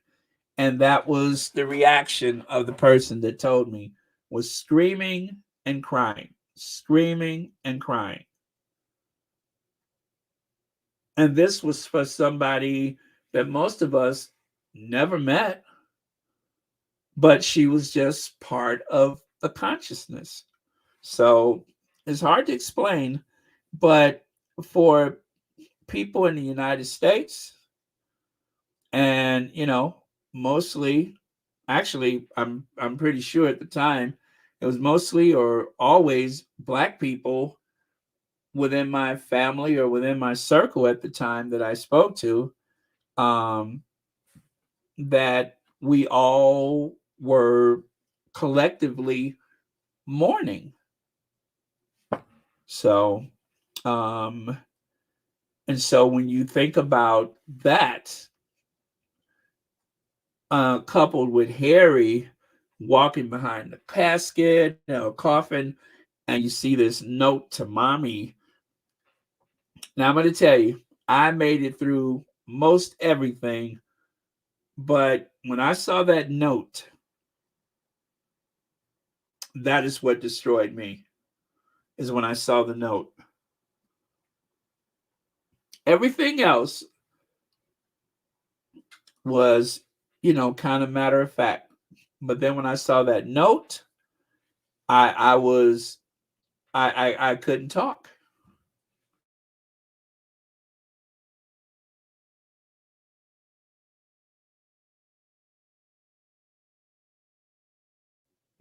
So yeah, that's my memory of things. And so when I think about that emotion, when I think about that connection from Black people in America, again, I don't think anybody had ever met Princess Diana. I don't think anybody had ever seen Prince Harry, but there was that connection. And so how could you, as an African American, be that protective of Harry, only to see people that are not Black, that are white, that are older, and now they're middle age, that lived through that time just like I did? How could they have so much hate for Harry? I don't care who he was married to, but it's not so much that they just hate or dislike Meghan, but they literally hate both of them, together or separate. There is real hate and hostility there. And I'm like, you're somebody's mother. Doesn't even matter. I'm like, God, you never know people, do you? Now, that is the makings of a lynch mob. That is the makings of a lynch mob. Somebody who's your neighbor, that for whatever reason, you fall out with them, or maybe they don't like you because your skin color, maybe they don't like you because your religion, and next thing you know, they're digging through the trunk of their car looking for rope. That is the makings of a lynch mob. It is literally the person next door. That is just incredible to me. That is the one thing that I take from everything that has happened since the engagement, is the hostility that people have still puzzles me. Older people, not the young people, older people, old people who should know better. Yep, that is what amazes me. So, and then even after all the interviews, even if they read the book, no matter what, those that hate will continue to hate.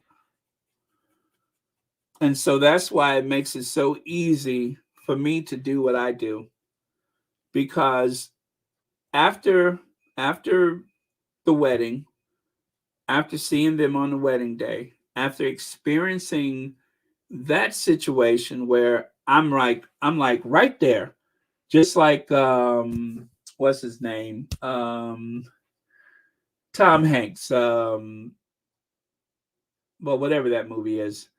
Um Not Bubba Gump. What was his name? Forrest Gump. I'm like Forrest Gump. I'm just like the Forrest Gump. I'm in London witnessing history. And who would have thought that me seeing Princess Diana's wedding on television, and I thought to myself, God, I would love to see a royal wedding. Nothing inside of me said, oh, go to London so you can see Will and Kate. I wasn't thinking about them. Not that I had anything against them, but there was just nothing inspired me about them.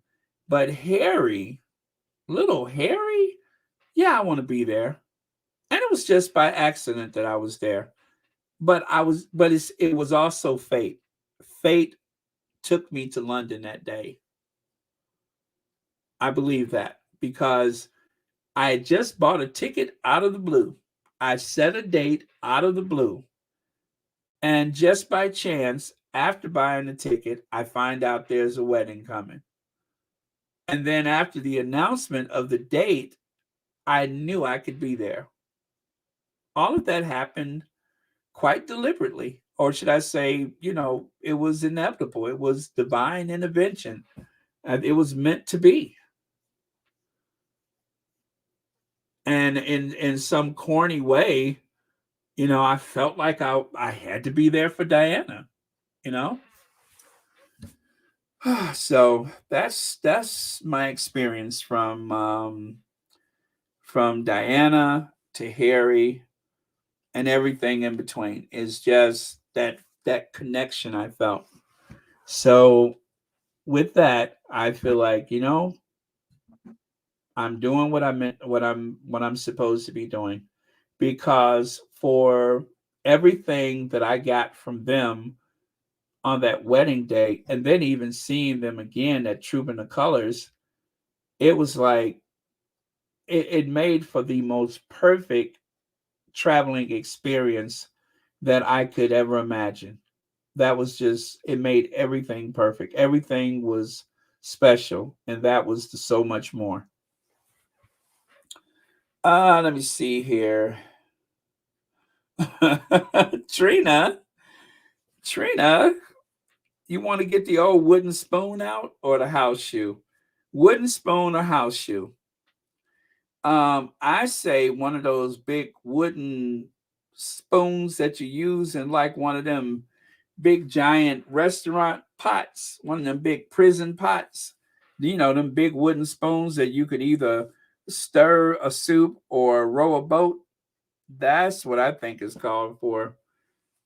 Or like Sophia said on the Golden Girls, she say you need a good melon baller. She said that's what you need when these kids misbehave. She said a melon baller. She said, you see, it's got the perfect weight and balance.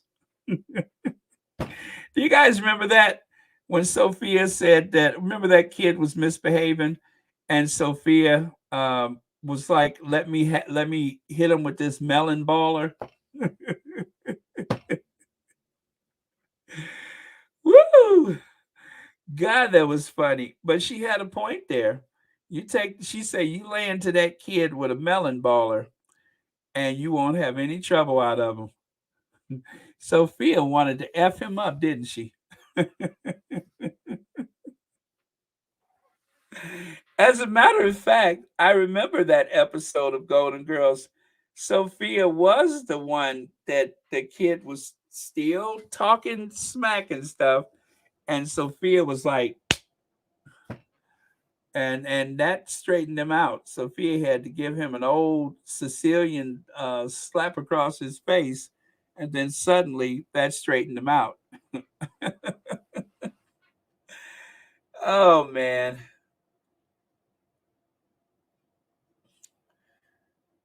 how to be a member. Oh, you want to be a member of Royal Sussex? Well, let me see. You know what? I think that in some places you can't. Although I will try to put the link up for you. And let me see. I'm going to go to memberships. And let me see if I can make this work.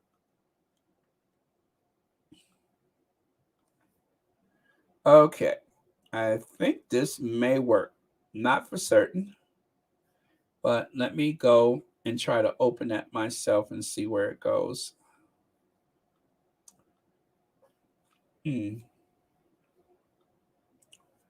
Okay, I'm going to try that myself. And if I can make it work, then we'll know that it's possible. Oh, all right.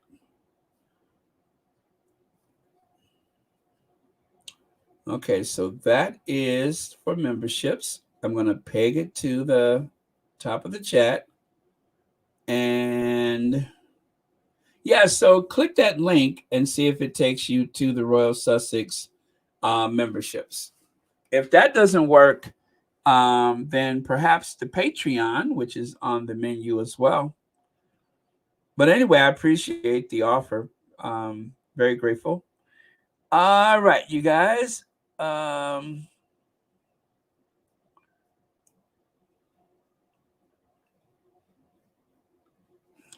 Harry has participated in race mixing, and that triggered them. That's why they hate Harry.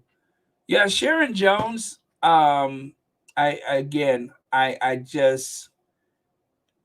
know that I've experienced people in the workplace or wherever, and I'm just like, was that sweet old lady like that too, or was that It's so confusing to me.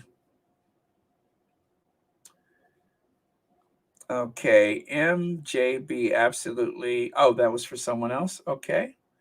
Shelly L says, oh, that's for someone else. Okay.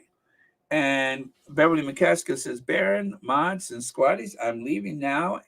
Have to go and soak in the tub. My back and legs are hurting because of work. Be safe, stay hydrated, no bad energy, and see y'all tomorrow. Oh, Beverly, it's going to be a heavy day tomorrow because this is going to be all over the news. So yes, sleep well. I hope you can soak your aches and pains away. And as always, thank you for watching Royal Sussex. Shelly, she can have my membership in exchange for a flight to Barbados. There you go. Oh man. I remember the first time I was like out of the code and in the Caribbean when it was really, really cold. And it was like so amazing to get off the plane and it's 81 degrees as opposed to the, I don't know, probably 35, 15 degrees, whatever I left behind. That was a shock to the system. But I said to myself, I can see why people like it down here. I can see why people live here.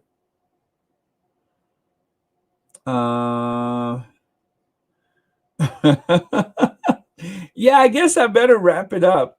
I can't believe that this has turned into like almost 4 hours, but this has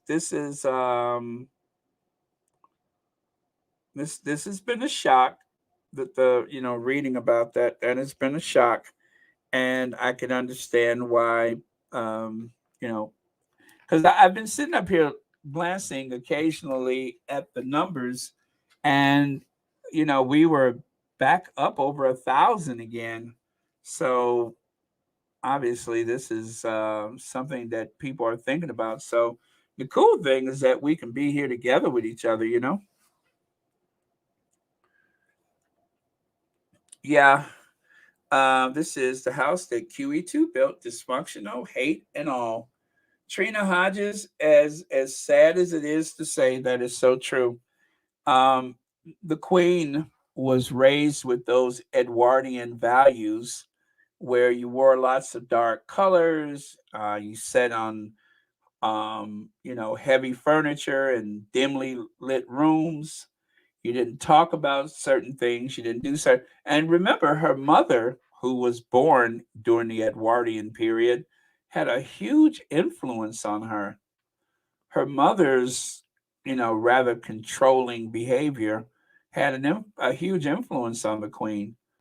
And as a child, and 25 years old, and a sovereign, that is still a child. Your brain doesn't fully develop until you're 25. So she had only just made it over that hurdle. And part of her youth was filled with all of this idea of what you are supposed to be and who you are. And then, it wasn't like a big surprise to her. Years ago, very rich people, very smart people left their kids and went away for months. And she was born in that system, and that's exactly what she did. She left her kid or kids and went to tour the Commonwealth. What were they gone for, 4 months or something like that? I mean, she traveled extensively, and there was, I think, Princess Diana was the first to say, "Oh no, he's coming with us." Princess Diana insists the kids would come, but if it was up to Charles, that wouldn't have happened. There's a lot of things that Princess Diana was responsible for, which is the reason why Kate and William have the freedoms that they have, is because Princess Diana put her foot down. As much as they try to make believe that she didn't have any strength of her own, that she was somebody who was sad and depressed and irrational. There were some things that Princess Diana stood firm on, and there was just not going, like, up until Diana, wasn't the babies all born at Buckingham Palace? The Queen had all of her children at Buckingham Palace. She didn't go to the hospital. For an heir to be born in a hospital, that was, something new. That didn't happen before Diana.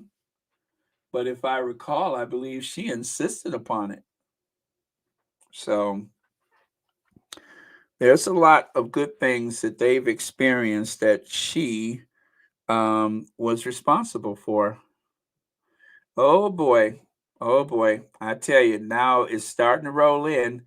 I got someone who tried to call me. I'm getting a message from someone. And you know what it's about.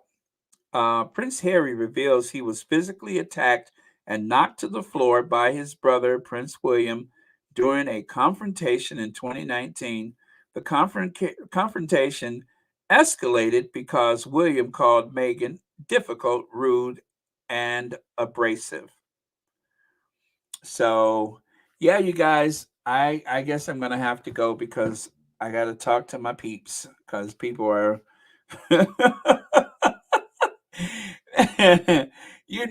Everybody who knows me and knows about Royal Sussex are going to be looking for answers. So there it is. That was one phone call and one WhatsApp. So I got more work to do when I get done, don't I? Oh man.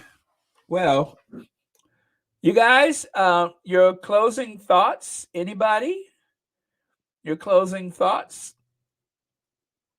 Let me see. Andrew says, Baron, our family, and this information from the spare and the shock that Hero Harry suffered so much shock.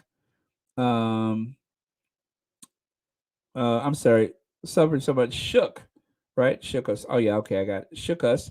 I am in shock and was happy to have you All with me. My anger is still great. Oh, thank you for saying that, Ann Food. Thank you so much for being here. And we are glad that you're here. Shelly L says, let me see here. Do you think the tabloids are going to turn on William because they finally hearing the truth and William is the reason for the backlash from the worldwide squatties? Shelly L, I'm only sitting here trying to think of how are they going to try to spin it and say that Harry pulled William on top of him, that Harry went mad and in a fit of rage, he pulled William on top of him, and William was trying to prevent himself from being pulled to the floor. So he viciously snatched Harry's collar and broke his chain.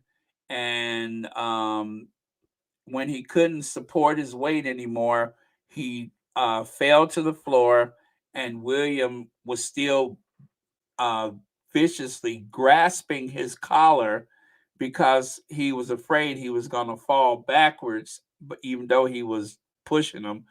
You know what I mean? That's how. Or they're going to say how Harry taunted William into knocking him to the floor and cutting his back in the dog dish that he pulled behind him as he fell to the floor because he was probably going to try to reach around and hit him in the head with it. But before he could hit William in the head, the dog dish was still behind his back and he fell on top of it and it shattered. That is the copy for tomorrow. I guarantee you they'll find some kind of way to blame Harry for William attacking him. Or William overheard Meghan being rude to one of the employees. William saw that 5 a.m. text message and he just went over to Harry's to say, this really is impertinent to send emails at that hour. And then, of course, Harry somehow pushed himself onto William, and William pushed him back, but he just happened to still have his fingers wrapped around his collar. You know what I'm saying? And then Bo was. Yes. And then Bo was hiding the whole time and ran in between them to try to attack William. And then William tripped over Bo. And that's how, and as a matter of fact, what's the other dog's name? Guy was the one who pushed the doggy dish toward Harry so Harry could hit William with it. But when William tripped over Guy and Bo was pushing the doggy dish, that's how Harry fell back on the dish and bruised, cut, and injured his back. That is the Daily Mail copy for tomorrow. So because I know the Daily Mail listens to Royal Sussex, I hope they don't forget I have the copyright for that version of events. And if they do forget, I'm going to have to take them to court myself this time. So, but yeah, they'll figure out some. Oh, yeah. Yeah. Brenda Lee. There you go. There you go. Yes. How did you know? I am a double agent. Not only am I Meghan Markle, but I also write for the Daily Fail. I wear two hats most days. The hard part is disguising my voice to sound like an overcaffeinated, underpaid, chubby baby boomer. That's the hard part. But the rest of it comes easy. So, as you know, as I am an actor, and I made my first appearance on General Hospital, Of course, if anybody can pull off a ruse like that, it is myself. I'm Meghan Markle. No bad energy. Oh, well, thank you so much. I mean, um, all it takes is a little imagination. Speaking of a little imagination, I could easily write for one of those tabloids because all it takes is a little imagination. Let me see. Hey, Jacqueline Squash, thank you so much for being here. Okay, you guys, it has been 3 hours and 57 minutes. I am going to, I don't think I did Ginger Adventure, have I? So we're going to once upon a time ourselves out of here tonight. And thank you all so much for being here. I promise I am not going to play that video of Harry in his uniform tonight. I'll do that another day. But yeah, I won't play that one tonight. Today has been just unexpectedly emotional, and I think it's time to shut it down. So thank you all so much for being here, and thank you all for your input, your comments, your contributions, your memberships, all of those things. And tomorrow we have to be prepared to fend off a lot of negativity as per usual, because as much as I would love to believe there is a greater understanding of what Harry has been through, as I said, there are quite a few very evil people out there who, no matter what, they need to believe the worst about almost anybody. So, and that is what we are here to combat, is that those negative talking points, and of course the lies and everything.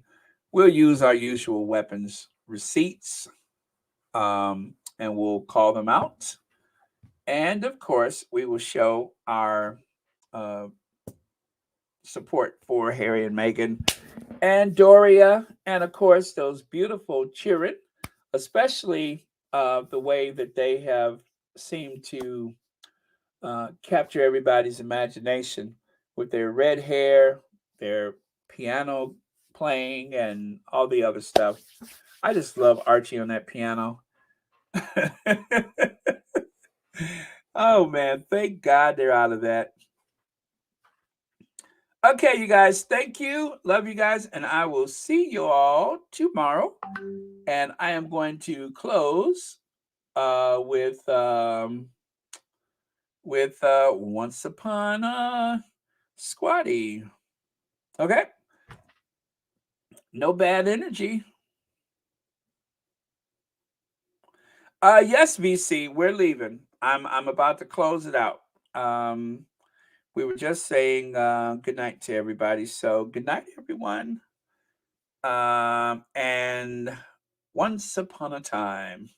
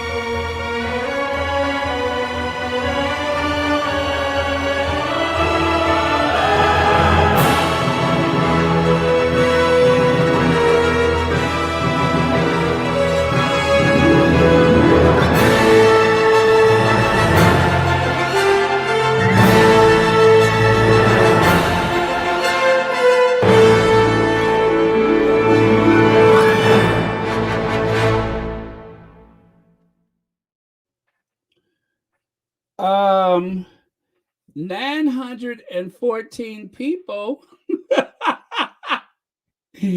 Listen, you all, we have to say goodnight now. All 914 people. Okay, 914. I got 886. 886. Can I get 870, 870. I got 886. Let's get 870, 870. Good night, y'all.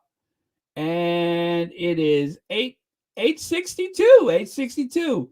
All right, I got 862. Can we get 820? 820. Good night, y'all. Good night. Can we get 820? Yeah, I got 820, 820, 820. Oh, 820. Oh, man. All right. It's still 862, 862. Where's my gavel? Over there in the corner. Over in the corner. We got 862, 862 in the corner, 862. All right, it's 854. 854. I got 854.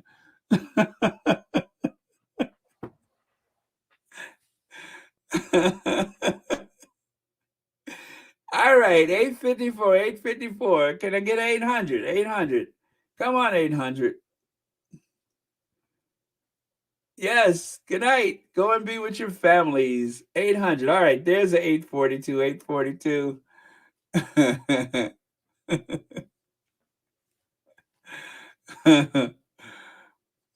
Yep, y'all keep sticking around. Mr. Haney is going to come and try to sell us something.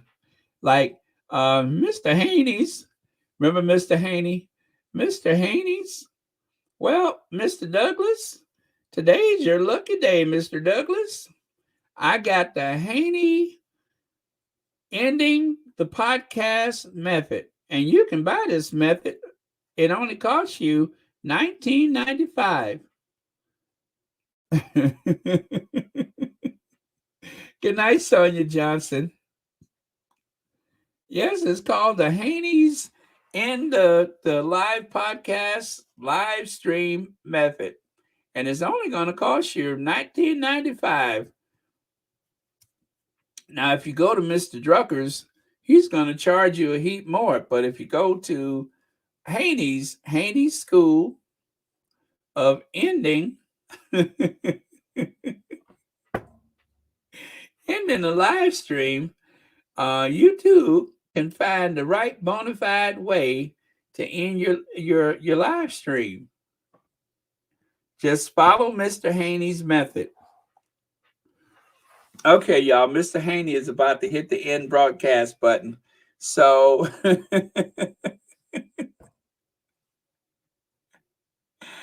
okay. All right, love you guys. Good night. See ya.